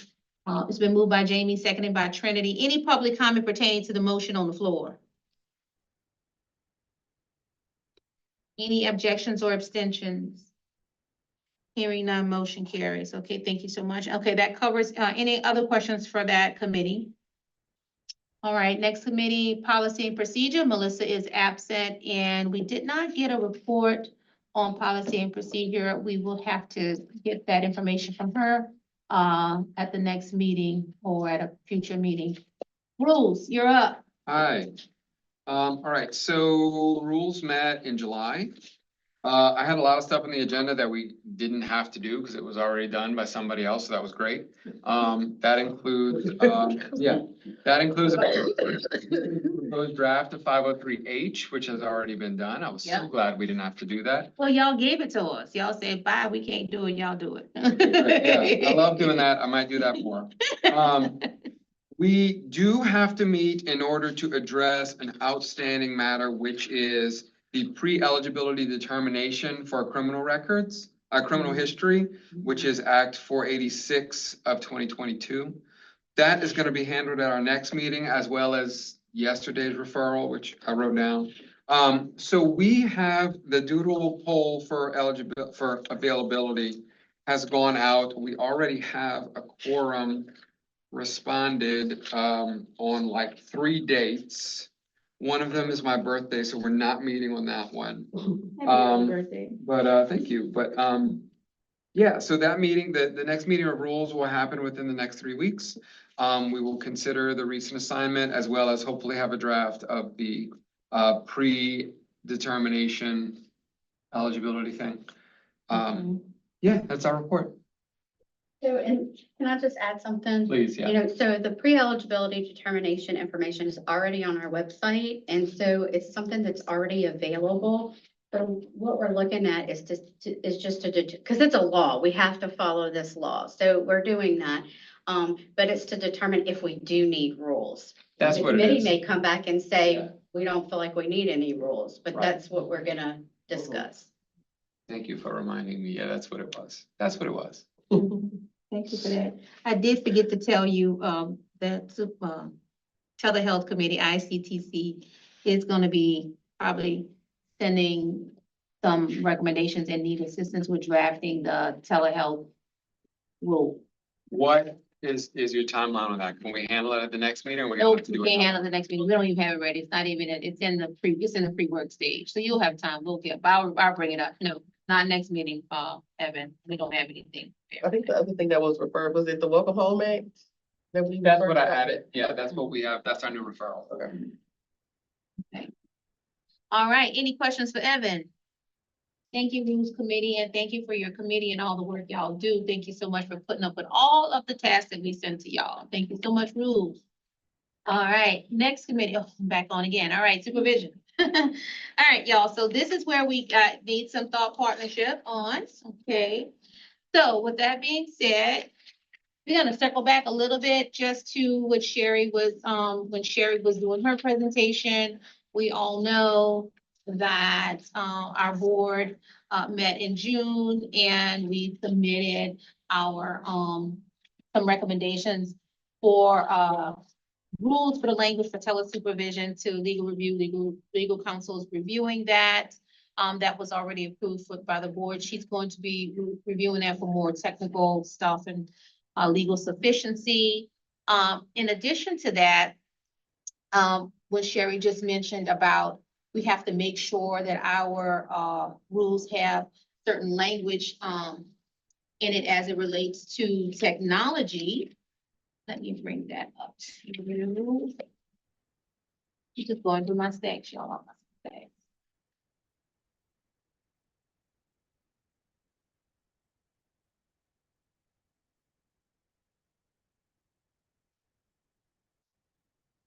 Committee wanted to make sure, just give me some, I got stacks, I just got a stack, just had it tonight.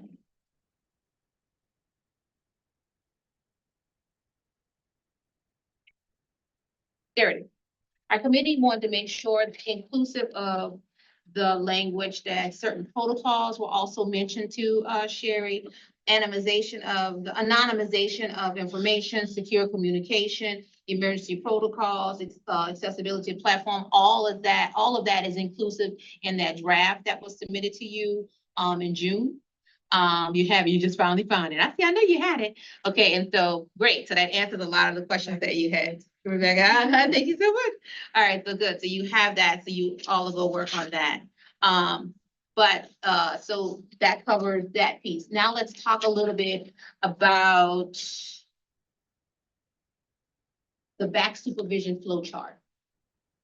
So what we get often is people telling us that they're having a hard time, like really understanding the responsibilities of BACs, and supervisee and all of that.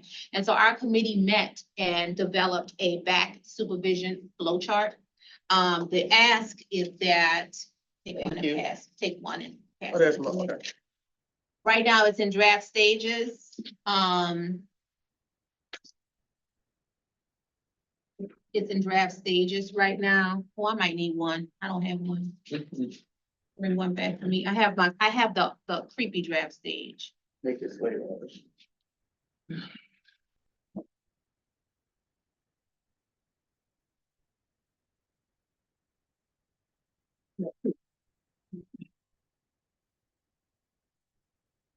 Okay, so the dialogue that our committee had was, as you see before you, is the back supervision flow chart. It's in draft stages right now. What we're asking for you to do, those who are backs and also those who are not, to look to see if this information is user-friendly and understandable. Like, do you think that someone who is a backs or LMSW, or even a licensee, or just a general person could read and understand a little bit the process of this flow chart. Take a look at it and see. And the reason why we're asking this is because we want to post this. We want to have this available for viewing. The request from the committee is to have this flow chart posted for people to view. I love the idea of the flow chart. It's not user friendly to me. Okay, It's not. it's not user friendly to you, okay? It's So- everywhere. Okay, so now, that's why, Yeah, Yeah, that's why it's being it's brought. definitely a before great you. start. Like, I A great- love it, mhm. right? That's why it's being brought before you. So at this time, I want to ask you to take a look at this and give us some feedback. A great start, right? So one thing, it says supervision contract 1, contract 2. I Mhm. think we need to clarify what 1 is and what 2 is, because that's the big thing in CERTIMI that everybody gets confused about. Was that supposed to be the back supervisor? Was that supposed to be the HR or administrator at the agency? So maybe, and So whatever, so this is the ask, right? Because the committee this is the committee coming together with ideas. Now it's on the board. Mhm. Now the ask is for you all, whatever recommendations you want that you think we should put, we're gonna put that on there and think about this together because we want it to be user friendly. We want people to be able to look at it and understand it. So we can start writing it down now, boy. I'm happy with like whatever you think. I definitely Let's work on that together. plan to assist. I'm just trying to refresh my memory because, I've completed supervision with everyone I was supervising. And everyone navigated CERTIMI well. But I haven't done it in a couple of years because everybody's done now. So Right. I'm trying to just Absolutely. refresh my memory I on get it. how it reads Mhm. in CERTIMI, but I know what the steps are, so. Yeah, but it's not gonna let me do. This look one at right it. here is not the CERTIMI process. Right, it's This just is what the needs to happen. regular back supervision flow chart, right? So let me ask you a question, please. Yeah. So contract 1 and contract 2. What is the difference? Yeah, so that is a question that I had. And I was told that that was there because that is how CERTIMI does it. Okay, but that's how I was asking, but then when you're just saying CERTIMI is Well, that's why I'm I like, guess- okay. Put it this way, Okay. it's supervision, it's supervision. Okay. Go ahead. So I- It's supervision, that's okay, go ahead. I get your question. So I can answer your question. Okay, What the difference is supervision contract 1 is for when the LMSW and the VAX are at the same agency. okay, So there's not an agency supervisor necessarily. okay. And then for supervision contract 2, there's gonna be the VAX and the secondary, the agency supervisor. So to your point, Emily, so this is a question that was brought up before the committee. So for me, I'm thinking, and we just thinking out loud, if I have a board member that doesn't understand that, I'm not certain if someone in the public. Let me say for the record though, and that's why I was I'm looking, not saying, because I don't understand I it know, either, I I wouldn't be do. able to articulate. generally I do. I just Right. was trying to pull it up to see what was what, and Yeah. then when you were saying this is the process Yeah. and not CERTIMI, then that's why I was like, okay, well, now I don't know the process. Yeah. Okay, so, but okay. So I think that to Bora and Jamie's point and Emily weighing in, there has to be somewhere on this document that explains that. And my right? other question is, Just with instead the of- chart, is the goal for this to help you navigate that in CERTIMI, or is it just to show the process? Because if it's just to show the process, I don't know that we need to distinguish between the 1 and 2 on this chart. Okay. And so good point, because there's an actual CERTIMI one, that's Okay. why. Okay. You know, and so right now, what we want to capture is just the regular Process. supervision flow chart process. Okay, So I have a question with this, Mhm. because I'm That's why I knew not this was gonna take longer, I'm I'm not sorry, a y'all.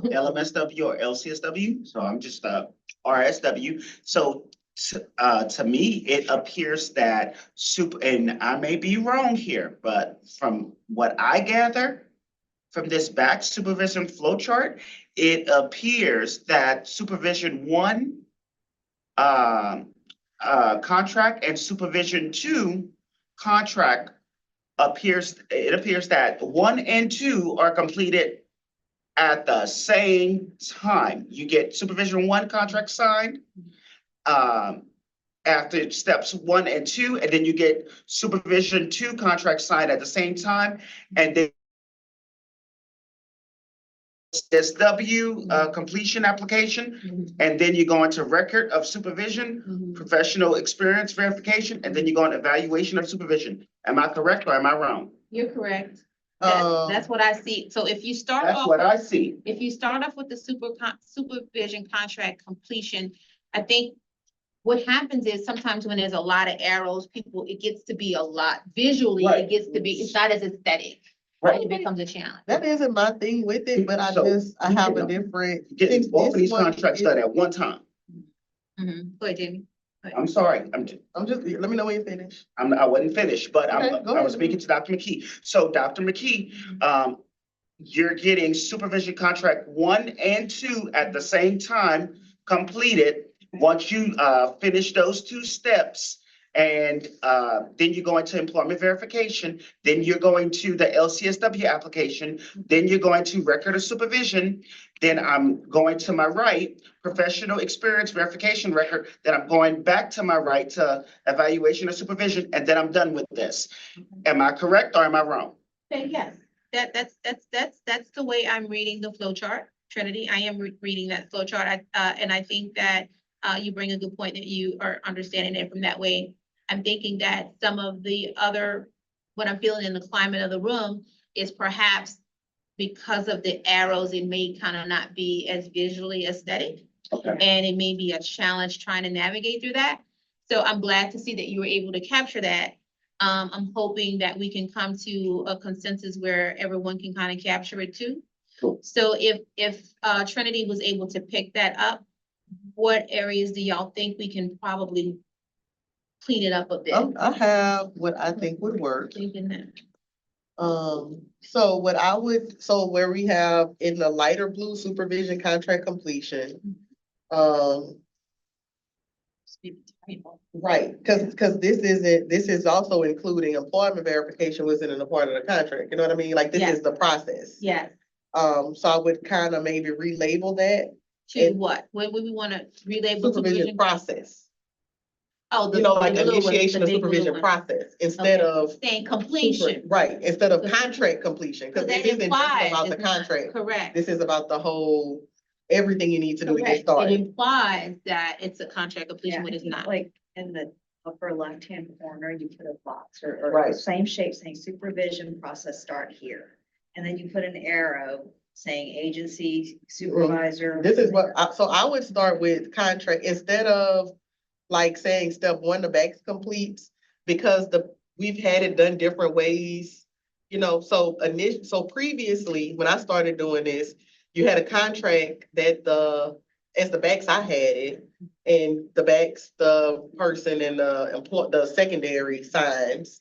So instead of saying BACS completes, that's not really how it goes, because even in CERTA-Me, the supervisee initiates it and sends it to the BACS and then sends it to the employer. So I would just say includes the employee, the BACS, and secondary if applicable. Okay, so let me tell you, I want to first say lovingly, I love y'all.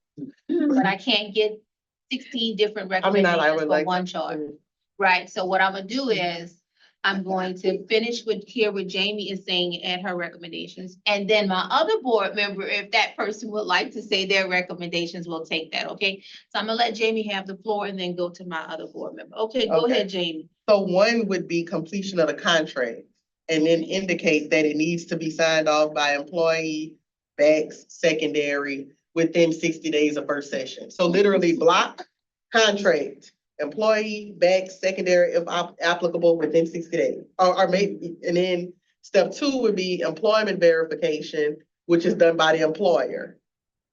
And then step three is the record of supervision, which is done by the employee and the BACS. That's three, you know, like, so it would, all of those things have to be done. And this top part where there's the 1, 2, 3, 4, 5, 6 boxes at the top, I think we could make that 3 boxes and then just put the secondary if applicable. Okay, And then, all right. then So, go on to the submission, because they're supposed to be doing a record of supervision throughout. Like, so from looking at it, the way it flows, you wouldn't know when you have to do do. that record, What? right? So I would say within 60 days under the contract, within 60 days of employment verification, and every session under record of supervision, just every session. And then for the professional experience verification record, upon termination or upon or at conclusion of supervision, and then evaluation of supervision within 30 days of completion of supervision. So what's happening is, Doc, what I hear you doing, as you're talking about, but I think you're integrating what's proposed with what's existing. And Oh. right now, we can't integrate Well, not the proposed thing- yet. Well, I mean, so I think the only thing that would come off then is the within 30 days.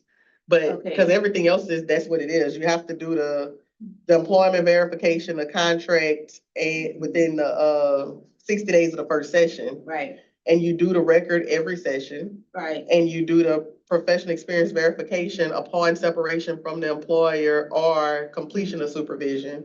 And then you do the evaluation when you're done. So the only thing that's being proposed that's different right now is you have to do the evaluation of supervision within 30 days okay. of completion of Yeah, supervision. you have to do it within 30 days. Okay, all right, Doc, I got that. Are you writing your notes? Are you jotting it down Yeah, I got it. on right there? Okay, good. And please share that. All right, I Okay. have another, thank you for that, Mhm. hearing it, jot it down. All right. I have another board member. I don't know which board member, but someone has created a nice little flow chart. Yes, Can we share that? Can y'all explain that? Cause I want to take I showed, what Jamie has, what you yeah, I have. showed and it to bring back. everybody on this side. I can just explain it really quickly. I took what you did and just made it a decision tree. Can you explain it? Yeah, Oh, yeah, explain it and then Yeah. do it. so at the top, wanna you complete the contract. That's the first thing you gotta do. And then it's a decision tree. Is LMSW back to the same agency? If yes, supervision contract 1. If no, supervision contract 2. And you do this stuff, and then it's the steps that you have. Mhm. And then that flows into upon completion, you file your LCSW application, and it says everything you have to have included. And then it flows into application complete. Do you have record of supervision on there? Evaluation is on there, cause, Jamie mentioned, record of supervision, is that in that flow chart? I did the 3 things that you put down here. And where you put the 3 I'll things? at? put that as steps for the LCSW application.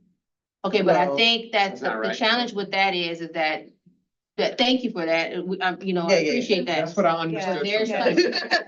It's So I understood. think, yeah, I think a combination of what But Jamie then, said and and what. it's gonna work. I like the decision tree. The Yeah, because decision, you've gotta have a flow, like, this is called an as-is workflow.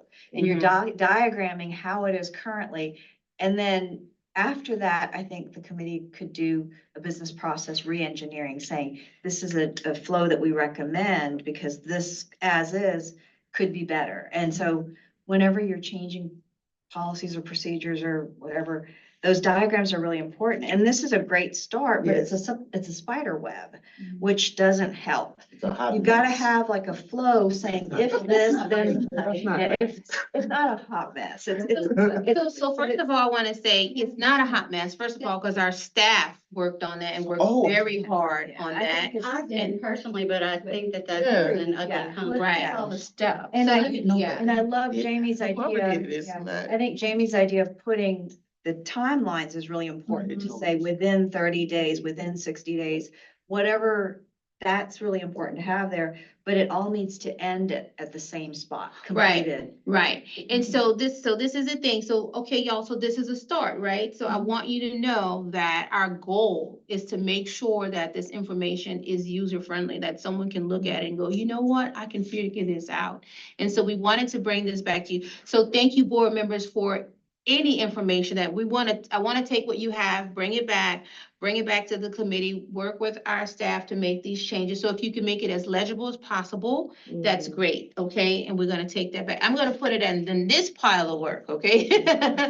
Thank you, Jamie, for that. No Thank you, problem. Evan, for that. Thank you. Suggestion. Yes, right, So- your suggestion, write it on somebody paper.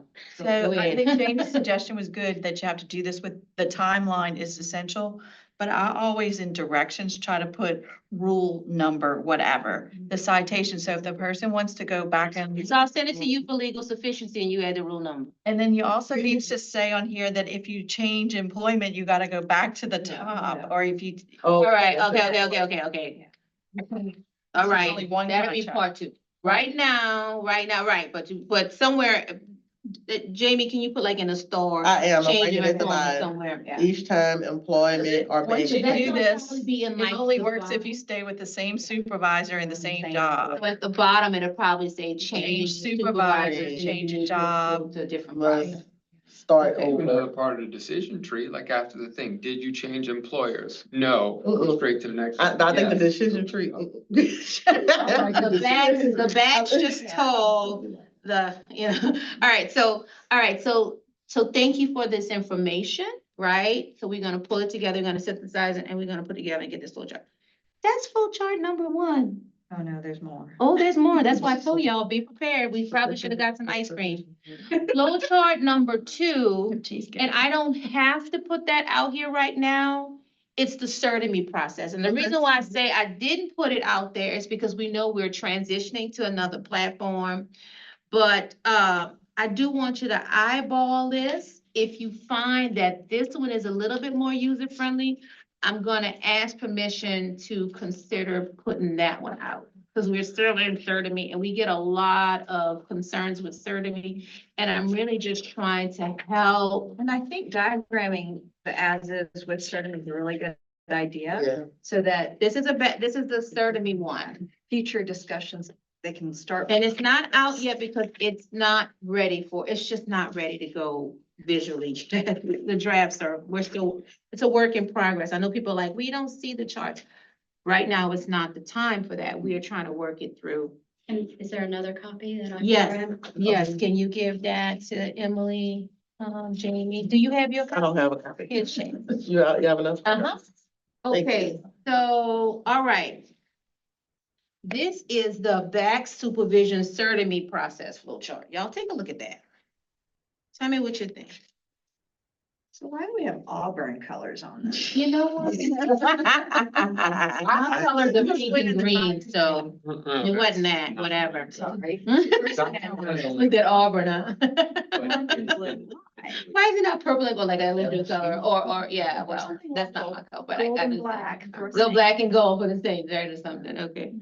All right, so if y'all could look at that one, that'd be great. Don't forget to give me your decision tree here, Evan. I'm doing a new one, yeah. Oh, he's doing a new Oh, one. okay. All right, so, take a look at that little chart. This one seems like it explains CERTIMI, and then there's some notations at the bottom I like, some explanations at the bottom I found to be very friendly. But this explains that process.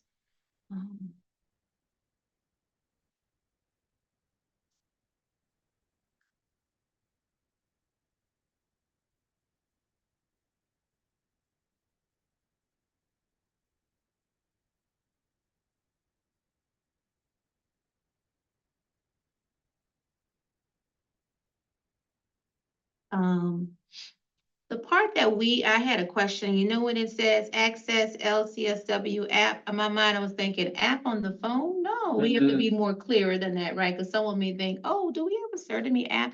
I'm just thinking about Yeah. what people may, and they might be looking around, they say there's an app, there's an app for this. But it really it was meant for application. I was told for that part. So I see a 1 and then a 2, 3, 4. And same lot, but I don't understand the logic behind those numbers.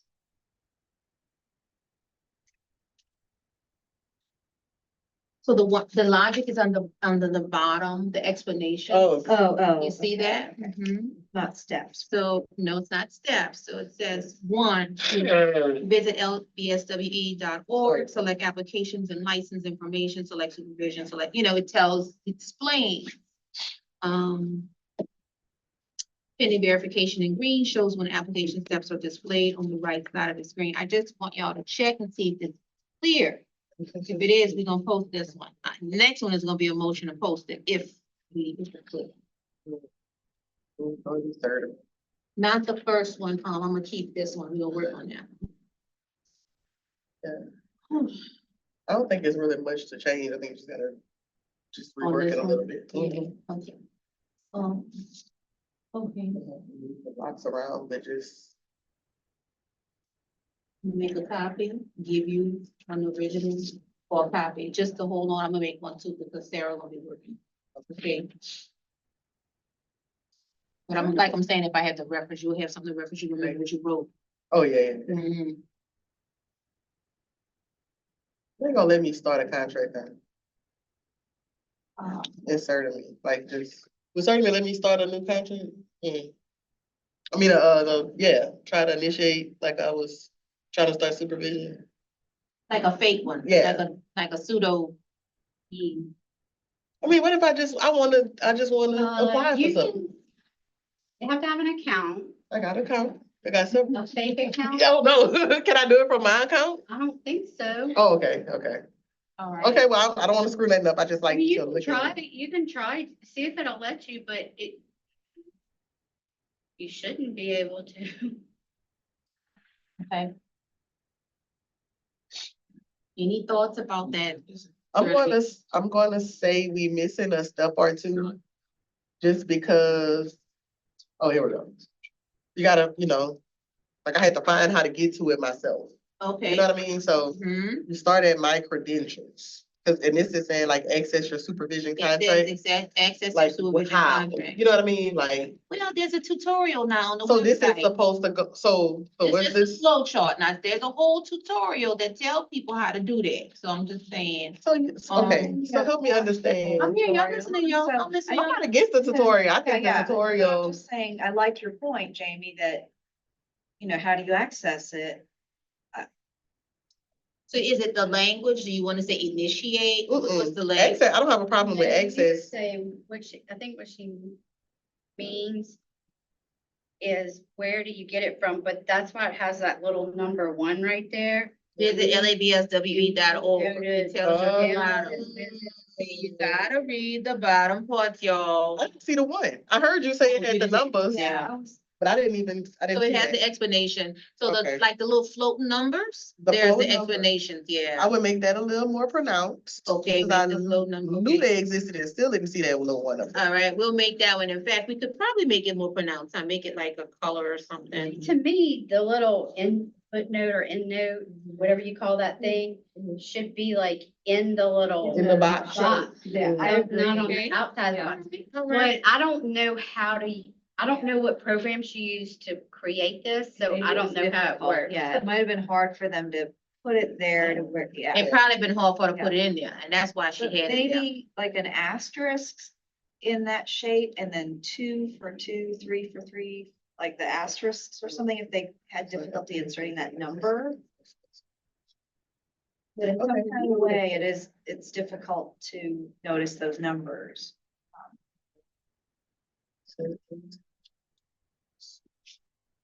Look at it, make sure that's what it looks like. I think she couldn't get it in that first Yeah. box. But if you just put the number 1, But I guess that, yeah, like if she puts 1 in that box she before the puts word it in one. access. Okay, so maybe And we then- do that. I don't know, like you said, I don't know what she created to do it, but if she were to, if this is like Word, you could create a text box and then put the text box in the box. And then that's how you would get the number in the box. Great. You see what I'm saying? Understand? I do, but I have no idea. I heard you say, oh, no, I'm sorry. No, I do understand.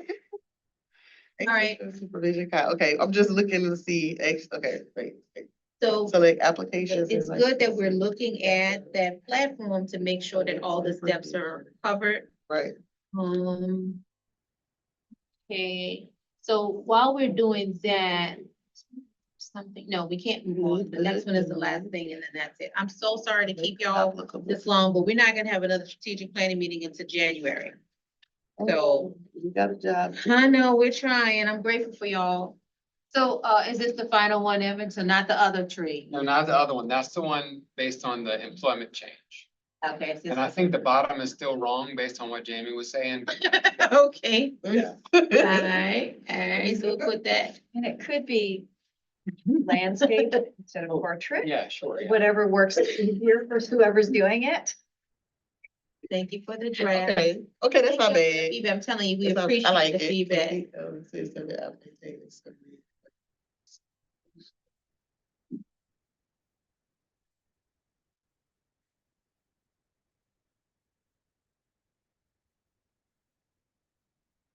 What?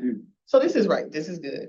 Oh, This is, but so I'm very particular about things.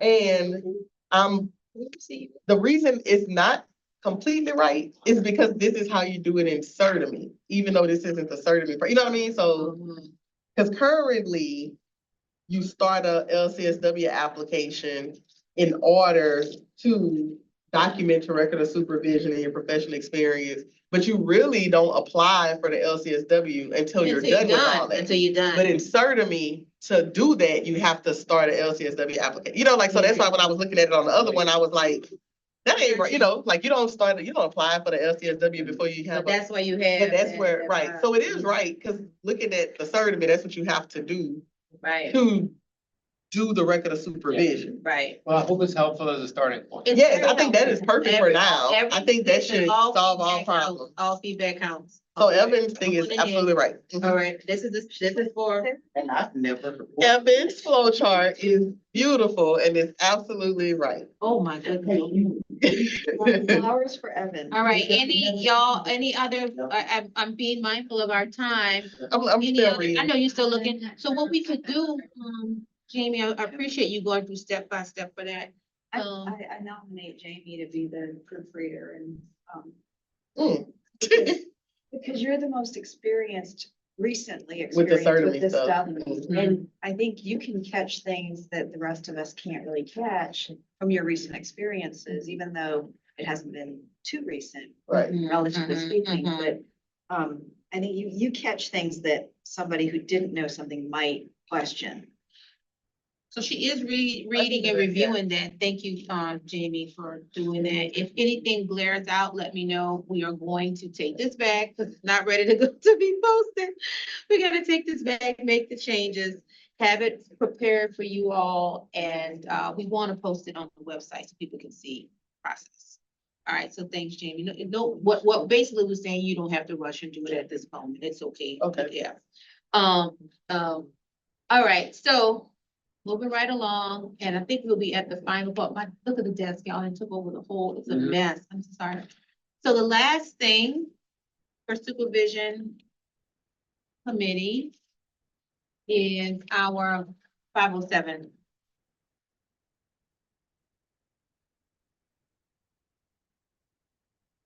And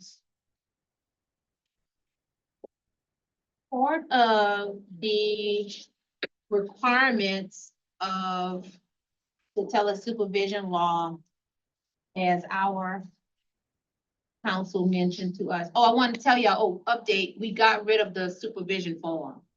You know that form we talked about, was in the legal, we got rid of that. The only need for that form was because the form was done prior to everything becoming law. So after talking to the committee, we were like, we don't need to have it, because now it's law. That form is gone. That one form that we went, so we got rid of it. Update, so, please tell Rebecca that, Sherry, we don't need it. I'm just wrote it down. So where am I at? Okay, so now 507. So as Sherry discussed, we still have to create rules to align with the law. 507 rules have already been reviewed and approved by the board as it was written and submitted. And now I'm looking at Sherry like, but since that time, we have a new act. So we have to go back to 507. And we have to include language that involves technology now, okay? And the act says that the rule has to the board has to promulgate rules around technology. I'm just brevity in it, right? So the committee felt that it was important that back supervisors who are engaging in telesupervision receive training or be trained in technology, to receive complete hours of training in the area of telehealth and the use of technology. So if you look at the 507 draft that we have already, you will find the highlighted section, recommendations from the committee, is to add in 507, and of course, the numbers are gonna change. Sherry reminds us all the time, it may not be called 507 after all the changes, but just for the purposes of referencing today, 507 should read 507G, I think it's moving around. It should read, I'm sorry, 507C, to qualify for the VAX designation, ... right? The VAX should complete 2 hours of training in the area of telehealth and the use of technology in social work supervision, is in parentheses, because they were unsure if that type of workshop will be offered. They didn't want to be too specific. And then the VAC shall provide documentation of completed training.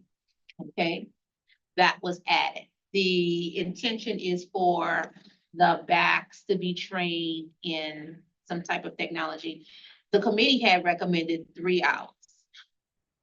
I asked the committee to consider anywhere between 2 or 3, depending upon the type of workshops are presented. Sometimes people say 1.5 hours, and you're like, well, I'm gonna get the other half hour. You know, it just bothers me when they offer 1.5. Like, what am I gonna do with that, right? But then sometimes they'll give you a whole 3. So I was thinking maybe we can, the ask could be 2, maybe because it, you know, but at least at a minimum of 2 hours, right?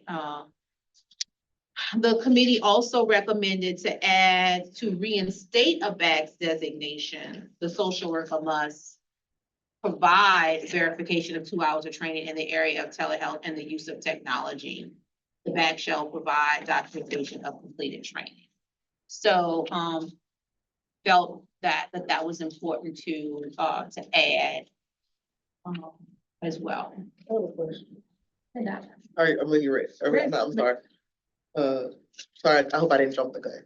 But my question is, we would be saying we want everyone to do the telehealth training, even if they don't plan on offering virtual supervision? Correct. That's what I understand, because the law allows for all supervision to be conducted electronically. And so moving forward, the Okay. assumption of the committee is that if that's Everybody. already an option and the law said that can happen, then everybody need to be trained. Just a in it. catch-all. So for persons who currently have VAX, who have no interest in doing tele-supervision, and I'm not talking about me because I probably will. Right. But just in general, if I had no interest in doing this virtually, I would still be required to go and do this training, even if it was at cost to maintain my VAX designation. That is the request of the committee. That's the request of the committee. Because there's no way to police if someone's doing telesupervision or not, because the law allows for all supervision to be done through electronic means. So we won't distinguish between those who did supervision virtually and those who did it. It's gonna be all. There's no way to, option anyway. yeah, it's, So let me tell you why I'm concerned about that. I do believe that telehealth is very effective. I do believe that telesupervision is effective. I used it during the pandemic. So I get it. I'm all for it. I know we have a lot of persons saying it's as effective as face-to-face, but I have never seen anything that demonstrated that. And I think this potentially could be an opportunity for us to compare the difference if we monitored how it was done, if that makes sense. Like, so you know how a person enters individual supervision versus group? Why, and how when we do CEUs, we're entering whether it was virtual or face-to-face. Can we have the same option when documenting the supervision to indicate whether it was done face-to-face or virtual? We can have that as an option, but the law provides for all. Okay, yeah, they could do Yeah, it. yeah, we can put that in. Yeah, We I can don't put that mind in them the doing it. platform, was this done? Right. Telesupervision, But was I this done, just- but it wouldn't. But to not distinguish at all, you know what I mean? Like, I just feel like I think there's a difference. I think it's effective, but it's not the same. I'm in agreement with you because you're speaking from a researcher standpoint, which Right. I like that, right? You're speaking from, okay, you're looking at effectiveness and all of that, and that's Right. typically what we do, right, in Right. this area. And I think that the attempt was possibly to do that, but I think With the because of law. this, yeah, I think because of this law, so you really can't. And Sherry, please weigh into this, because I might be speaking like, because she's bringing up a point. Because of the law, there's no way for the board to police whether or not someone is doing it telesupervision, somebody's providing supervision in electronic means, or they're doing it in person. There's no way for us to police that other than to rely on someone's good faith of checking off the box saying, this is how I did it, right? I don't know any other way for us to even, that's number one. Number two, the law makes it, charges us with providing a rule to align with the law that allows for supervision to be conducted electronically. So, and part of the concern of the committee is to ensure, as per the law, right, that all of these quote unquote, I'm brevitying it, right, because it's Saturday and I'm so, that there are these quote unquote protective measures that's involved, right? And so that's the committee's charge. To Jamie's point, right, having that opportunity to gauge effectiveness, For real, like really effectiveness. Right. How do we balance that? How do we, because she brings up a valid point. And I think that's our dialogue we have with the committee. Right, and But the the reason. requirement, the committee's pleasure is for everybody, because see, the way of the world is electronic means and tele. And when Right. we think about crafting rules, and I'm not picking on previous boards or previous people, because we didn't know it was ever a pandemic. But when we're crafting these rules, we want to craft it for future too, because Right. it takes a long time for them to get through. So we think about future boards, future licensees, and the future is technology. And the other part of that concern also with the way it's currently drafted, and I know we have to have a rule, and I think this is good.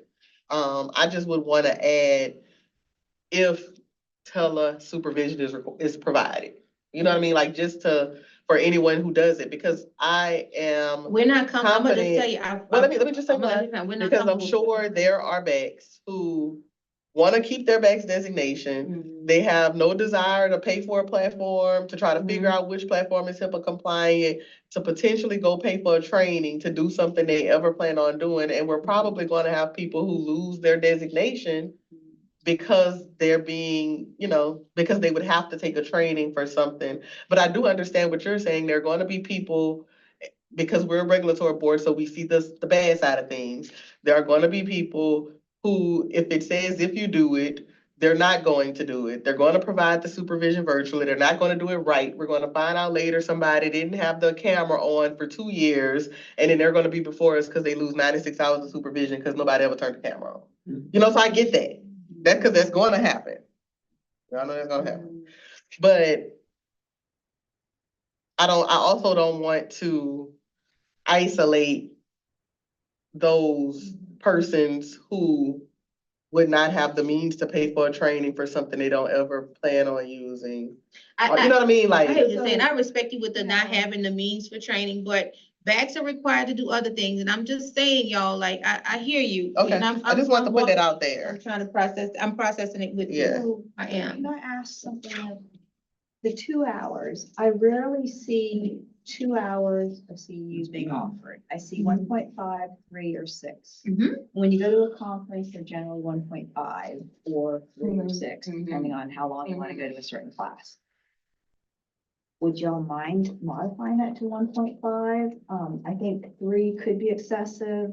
I That would think- be the pleasure of the board. The Yeah. board is, the Yeah, board, I it's at y'all now. Y'all I can just say the think- recommendation is I think it's 1.5. easier to find a 1.5 training than a 2.0 training somewhere, whether it's like any topic, really. They were, the committee really was leaning towards 3. Yeah. And this is only one time they would have to do this. One time, if you, to be a BACS, to qualify with your BACS, you go to the BACS training, but you also need to take technology training or something along telehealth or. Not every other year, like. No, every- ma'am, that, it's okay. not every other year. The committee said you, in order to qualify as a BACS, you gotta have this training in telehealth, technology, you know, This is Yeah. not a every year you have to Okay. do.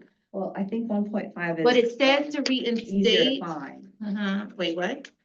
I think 1.5 hours are easier to find than So 2, and 3 could be a bit much.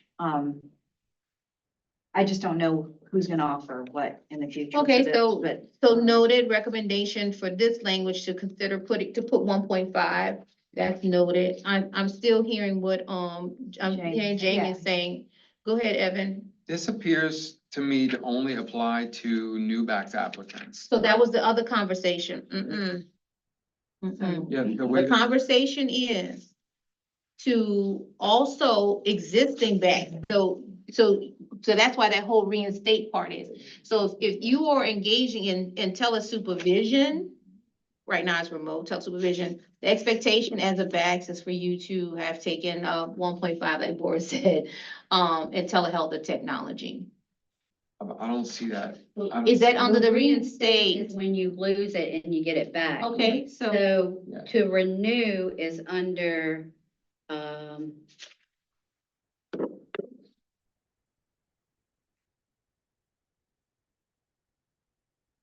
D, to maintain the back designation in good standing, the social worker must. So would we have to add it there? so you would have to, if that's what the pleasure of the board is. Are y'all hearing what Evan is saying? Okay, So if we decide that everyone has to do it, that's where we would have to add it. right, yeah, everyone, yeah, absolutely. And the reason why we're saying this, y'all, is because of the way the law is written. The law is written for us to, once this is promulgated, you don't have to ask the board to get into, to do telesupervision. You don't have to ask. You could just go right into it. That, and the law is clear. They don't have to petition the board. The concern of the committee is that whoever engages in telesupervision, that there are some protective factors. I think the word was used, safeguards, something to that fact. That's included in the rules, and we're charged to do that. That would be Sherry? concerning for me. So I guess, I mean, I hear what Jamie says, and I think that, your most experienced social workers are the ones that are likely to say, I'm not gonna take this and I'm just gonna get my name off the list, right? Because I'm close to retirement or whatever. And so if you wanted to kind of, and some of those are not interested in doing Mhm. telesupervision. They only do it on site within the agencies they work or agencies that they retired from or whatever. So if you wanted to allow those people who are already BACS as of a certain day, who are gonna do only in person to get a waiver from this, So they would have to do like some kind of attesting that they're not going to. that all. This is what we would be in need, so this is what we person. need, so we need that kind of recommendation, right? Because the committee has done its work. But if you're coming into the field new, if you're a new BACS, You need to there's, vote on you it. need to know technology because telehealth is here. Right. So you need to know technology anyway, but the ones that have been a social worker for 30-something years and maybe are valuable in the role of backs, you don't want them to say, oh, that's just another requirement and I just, I can't you deal know, with this. I'm not gonna do Right. it. I'm not gonna, if they're not really gonna do, I mean, if I'm comfortable supervising people in person, because that's, so Absolutely. if you don't have a comfort level with the technology, Right. maybe we don't want to take you out of the list of people that could mentor others. Right. So maybe if you're already been a Baxt as of a certain day Mhm. and you are not going to engage in telesupervision or So how do remote we- supervision. I'm fine with that. How do we? Had one of how those do we- people here yesterday. How do we, I'm like in agreement with that, because personally, I may not be. How do we get that documented? How is that an attestation? Is that, an application for waiver saying to the board that you are not gonna provide You have to telesupervision? File something with the board. I don't want to make. Because the reality is, what It's could your- happen, to Jamie's point, is that someone could say, you know what? I don't wanna see you on, I'm not gonna be able to make it on Friday. Can I call you? Can we get on the computer? And that would not be aligned with what you, requested for the board. You know what I mean? Probably some supervising. Not that I'm saying would be for or more against it. comfortable with in-person. There's some students don't learn as well with the technology that, the interface. So you might select somebody that's an in-person supervisor. So how does the board offer? So either, Manage that. administratively, Emily might be able to tell us what's easiest, but I mean, could you have a Bax designation and an in-person only, or does that create more work to have that restriction that you can only do in-person supervision?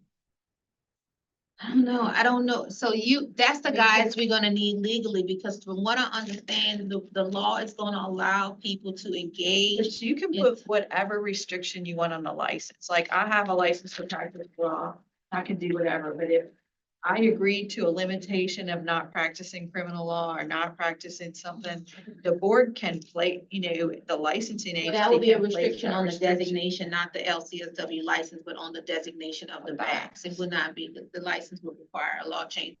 So this is a lot of dialogue that is healthy and welcome. I don't want people to hear the strategic planning meeting and go run off on Facebook and say that the board has decided to remove people's backs and stuff. This is a strategic planning meeting while we are thinking things out and thinking things through. I'm gonna ask if you have those recommendations, can you provide it to the supervision committee, and we'll table that and bring that back to the We'll committee. table it. Not table, I'm sorry, bring it back to the committee, yeah. Whatever we have, we'll document and bring it back to, put it in Okay, the so committee that's fine. file. Okay, but I'll try to work. So. But there's a sense of urgency for us to get the. So that's why I didn't know if that's why you wanted us to try to wordsmith it down. So I was trying to work through, but if you wanna Yes. take it back, I'm okay with that. Well, Faster than there. speeding it way, because we do have to. I mean, I think you're only gonna have a few of them and then they're. Can I take a break? Yeah, we take a break? we need a break. Can we take a quick 5-minute break, y'all? We need to thaw out a little bit. It's a lot of information coming at us. It's already 3:00. It's Saturday.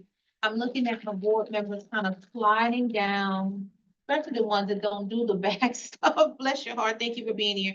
Can we take a 5-minute break and then come back at 3:06 PM? And then we're probably gonna end and put all this stuff back to committee. Can we take a 5-minute break, come back at 3:06? We're gonna be back at 3:08. We'll be back at 3:08. Thank you. You could mute the sound. You need language to save the backs, more senior backs. Yeah, we're gonna send it back to committee. You want me to write You could give me a recommendation, but we're gonna go back to committee. I'm gonna just tell you, we're gonna go back. You're gonna ask committee to do that. Yeah, I'm recording. Are we ready? We ready? Okay, greetings, everyone. We are back in public. Can I get a roll call? It's 3:11 PM on a Saturday, September 14th. Can I get a roll call in the room? Hyacinth McKee, Yes, present. Jamie Barney, Maybe present. Present. Mhm. Evan Bergeron, Present. Randy George. Present. Melissa Haley, absent. Horace and Terry, present. All right, so we're back, and you all, we left off talking about some of the stuff for supervision committee. And at this time, I want to propose to the board to allow these recommendations that we brought before you to be brought back to the committee for further review. It's gonna take us a little bit more time. We can't rush this. And so I want to ask the pleasure of the board to allow us to go back and do some more work. Take the recommendations that you've provided to us and bring it to the committee and then bring it back before you. Our next committee meeting is tentative of October 30th, if we're able to get that accomplished. And so we won't have anything to you and for you until the December meeting. We don't have a November meeting. So we won't have this back before you until December, just letting y'all know. So I don't have a problem with that, but I just wanna kind of talk about the time frame because I know people have been anxious about this. So the rules that the process that Sherry went over with us earlier, this is not included in those rules. And we can't add anything to them, even though we don't know when they're gonna be addressed anyway, right? Jerry, you want to We respond? can't add it to them at this stage because we've already gotten the legislative fiscal office. It's always, the rules that we have that are kind of in limbo, they've been through a lot of the process. So we don't want to disrupt those by adding because we'd have to go, it would delay those more months. So we need to leave those on Alone. track Mhm. and go as fast and then start these. But the next set of rules might take a little bit of time because we're in September, that OLRC is gonna go away December 31st, and we don't know what's gonna pick it up. So it The might be a commission little that bit has to review delayed. the rules. Right. Okay, but by us sending this back to the committee, I don't we think- are not adding, we're not slowing down the ability for the BACs to be able to do telesupervision without coming before the board because those rules aren't included now and they can't be added. So even if we approve them today, they would not be added. We're not slowing down that process by sending it back to the committee. Right. Okay. Even if it was approved today, we'd have to go through the fiscal office and all Right. that. And that's not gonna happen before the end of the year because I think there's so many sets of rules before these Okay. that haven't. And I think people need to really be aware of that information to know that we are working to capacity, working as fast as we can, but We have to do it the right. expectation is not, oh, we sit down and get this and this is done next month. Please know that, and we are working on it. So I'm asking, thank you, Jamie, for that clarification and Sherry for clarifying. I'm asking the board to allow us to, bring this information, these recommendations that you provided to us back to the committee. Okay, so we, for review. Anything else? Okay. All right, and our supervision committee continues to also work on what we call supervisees' rights and responsibilities. That's the next stage. I believe Edgar Guidry is working on that piece as well, not to put him on blast. Thank you, supervision committee, for all of the hard work that you do. What about, And sorry. supervisor's responsibility, that's already in the 507, so. okay, and it includes what, okay. Yeah, supervisor's responsibilities are already in 507. Now we want to work on supervisees' rights and responsibilities. We've heard that a lot, having something there for them as well. Okay. I have one more question, I'm sorry. Mhm. Can the board start, or has the board office staff started tracking, the supervisors who have, supervisees losing hours or requesting to keep hours due to contracts not being completed? Is there a way we could start a list or maybe either start it effective now? Or look back at the minutes a couple of months and start tracking for the purpose, because I know with these new set of rules and then also with our current rules, a BACS can lose that BACS designation if they are not doing what they're supposed to do. And I know we see certain BACS repeatedly, with issues with their supervisees. And I think, you know, we need to have a means. So not to say that's something that has to happen today or tomorrow, but just to kind of start thinking about how we can strike that. Or what do y'all think? Okay, point noted on that. I know we are tracking, I know we are tracking the number of individuals who are requesting, extenuating circumstances under 503H. I know we are tracking that. We have the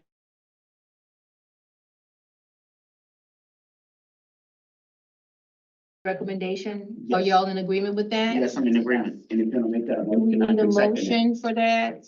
I'll make a No, we motion. don't need a motion. I'm getting a back signal. We don't need a motion. Okay. So, okay, so we'll start tracking that to keep that data, and we can, Jamie's asking to also go back and review some of the minutes to see. And is that the one, was it specific to the not having the contract in for 60 days? What is the Yeah, specific? Because the not having a completed contract within 60 days, because the employment verification is the like it's the contract specifically has been a big issue, and that's something the banks, I think. I think that's should also know good data they're for us to required see to. too, if that's a issue, a more technical issue that we need to delve into, that we get clarity for people too. It's a good. And it just triggered my data. thought when you was talking about like responsibility rights, you know, like. Okay. Mhm. Mhm. All right, folks. I think that's it. Technology's next. Technology. Are you ready for that? Yep, we're ready. Just briefly, we're still plugging along, working with Covalent and Certamy. You know, trying to get the data, the robust actual data that is needed for the conversion to go over to Covalent. And so we're still working on that. It's a process, and I appreciate everybody's patience with it. Something that just doesn't happen overnight. So, you know, it's been costing us more than what we expected, but this is what happens when you change, convert systems and try to design something to fit the needs of the users, so. Getting the data has been costed more. The cost is with, Well, it's just more time, the longer this process takes, we've got to pay both yes, vendors. providers, and so, Okay, that's what's happening. so they're not, so certainly isn't charging us more for the data. It's No, just no, it's the It's time. the time, and then what could happen is that depending on the complexity, you could charge. Compared. Okay. So, and then also I want to say, I know we're wrapping up. Technology is working alongside Interstate Compact Committee in terms of interfacing with, you know, looking at the database for what happens. That's coming for that as well, like, you know, having a database for that multi-state. Whew. So we're having talks with that. Yeah. So, all right. For your record, it was 3:20 when Evan left. I remember I used to have to keep minutes. And you were doing your report, so I wanted to Thank you. just let you know. Any questions for technology? Thank you for all of your hard work. Mhm. So do you guys have ETA? yes. No. Okay. ASAP on arrival. So, do not want to launch until everything is finished. Okay. So in the renewal portion soon, Mhm. okay, or sooner. But it's some of the other pieces that are taking longer. So like right now, we're at 50% progress for our application for backs, because that's a new application as far as using it electronically. And we're at 50% of progress on our advanced CE tracker. We're at 75% progress on our communications manager. So those were some areas that we were able to tackle a lot easier.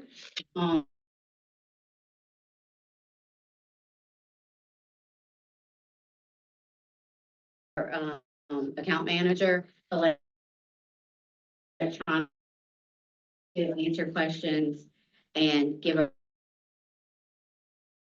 approvals on different things. Have quotes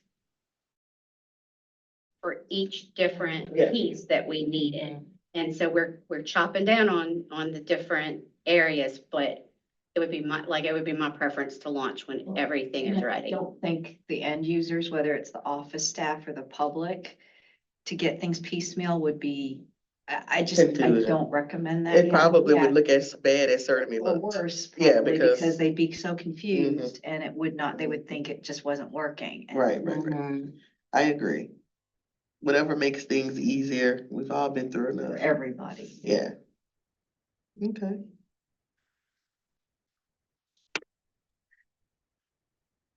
Okay, and so, and then also supervision committee is providing information to technology committee and Emily on building that platform.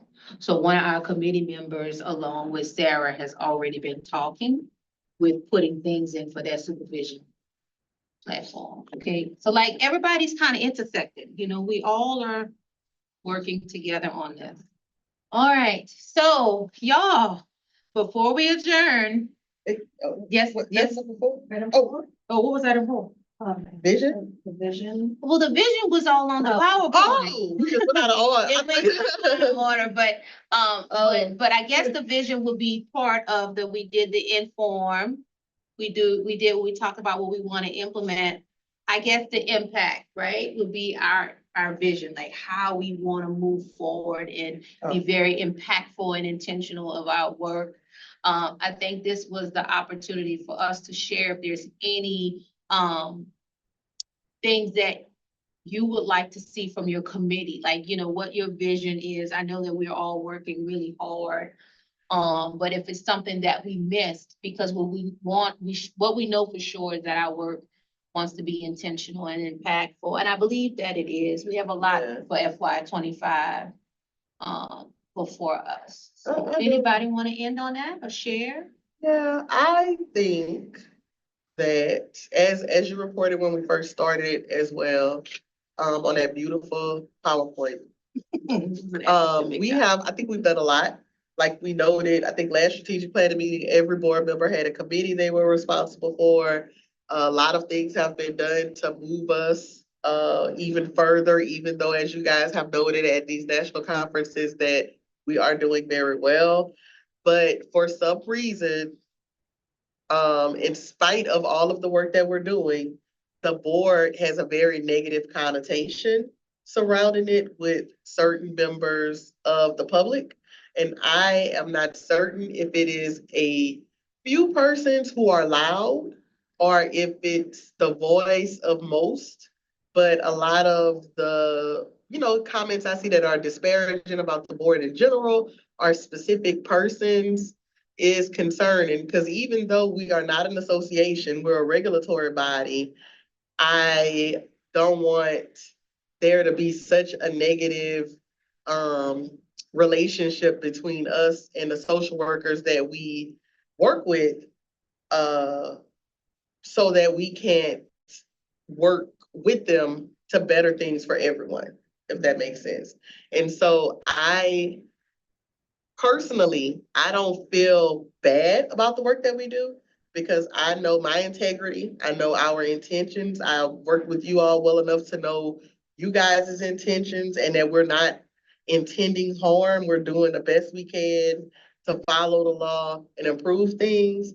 But I would like for us in the future to be able to do some PR, I guess you would say, like to not be seen by all of the social workers in the state as horrendous. Like I went to a BACS training.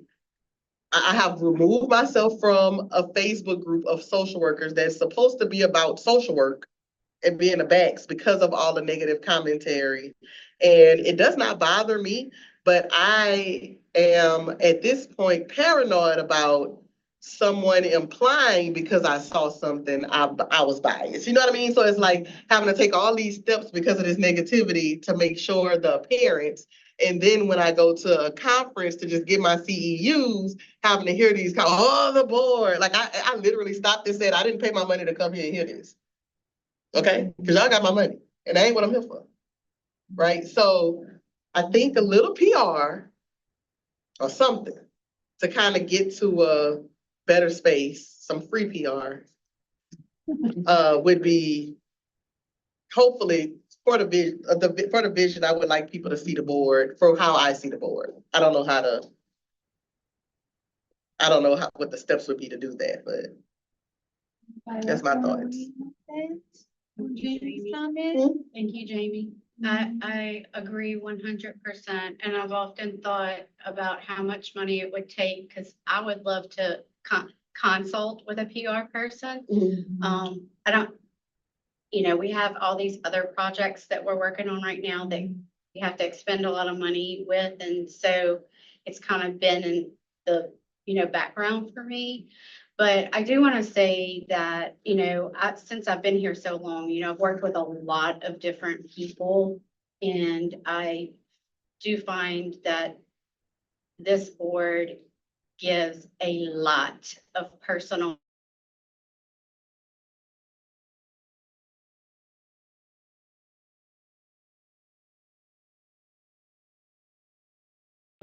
people jump in with all of these different projects. I stay very optimistic that we are going to get over this hump and reach a better place. And it's because of the time that you guys give. I mean, you aren't paid to do this.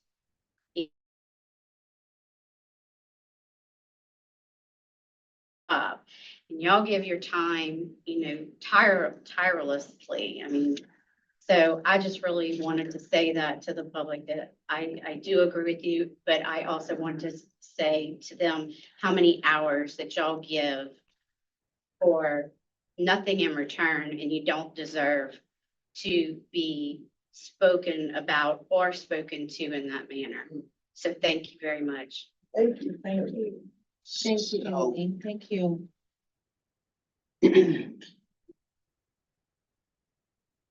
I just would like to say to those licensees who are listening today, it's been an honor, and it still is an honor to have been appointed to serve on the Louisiana State Board of Social Work Examiners. I've always have wanted to be a social worker, and to be appointed to this regulatory board. What an honor to be one of the 7 members to represent you, to represent the public. Who would have thought that I would be here today? I never thought I'd be here. And to be the chair of the Continuing Education Committee, that's a blessing. What an opportunity to serve you, to serve the public. I would do it all over again. I'm happy to do it. And as Ms. D'Angelo stated today, that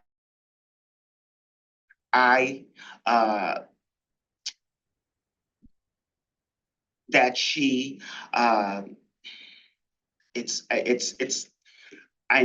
can't find the words, because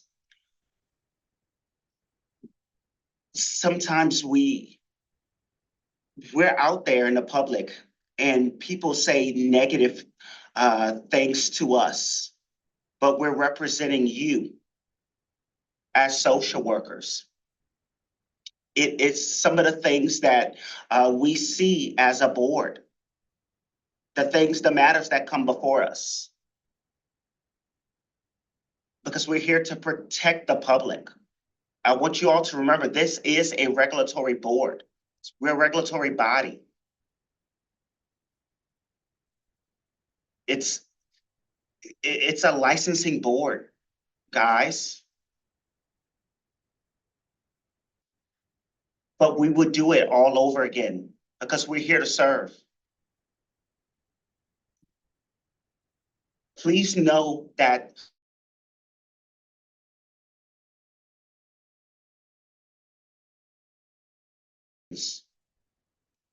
they're here to serve you. Our chair, she gives her all. Our vice chair, our secretary treasurer. We all give our all for you. We go home thinking about you, even though we have families.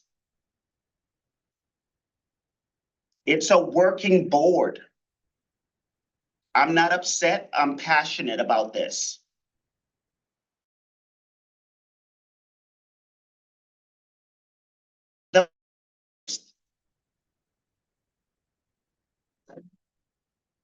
I see it. I know what you say about me, about this board. But we care. And we're gonna continue to care and do all that we can. Thank you so much, Trinity, for your comments. Thank you. Any other comments from the board as we conclude the meeting? I'm happy to serve. And And I did not realize how much work this was until I joined the board, and I thought, let me see about this board, because I don't think they're doing things right. And when I got on it, man, y'all, I learned a lot, and I'm still learning.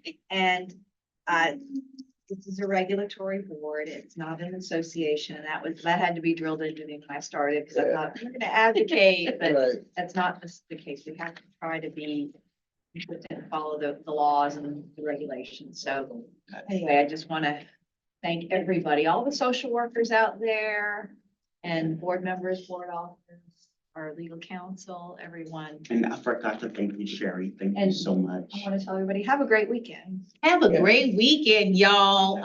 And thank y'all so much for your time. Thanks for watching. We'll see you in October. Somebody's committee meeting is happening in a couple of weeks.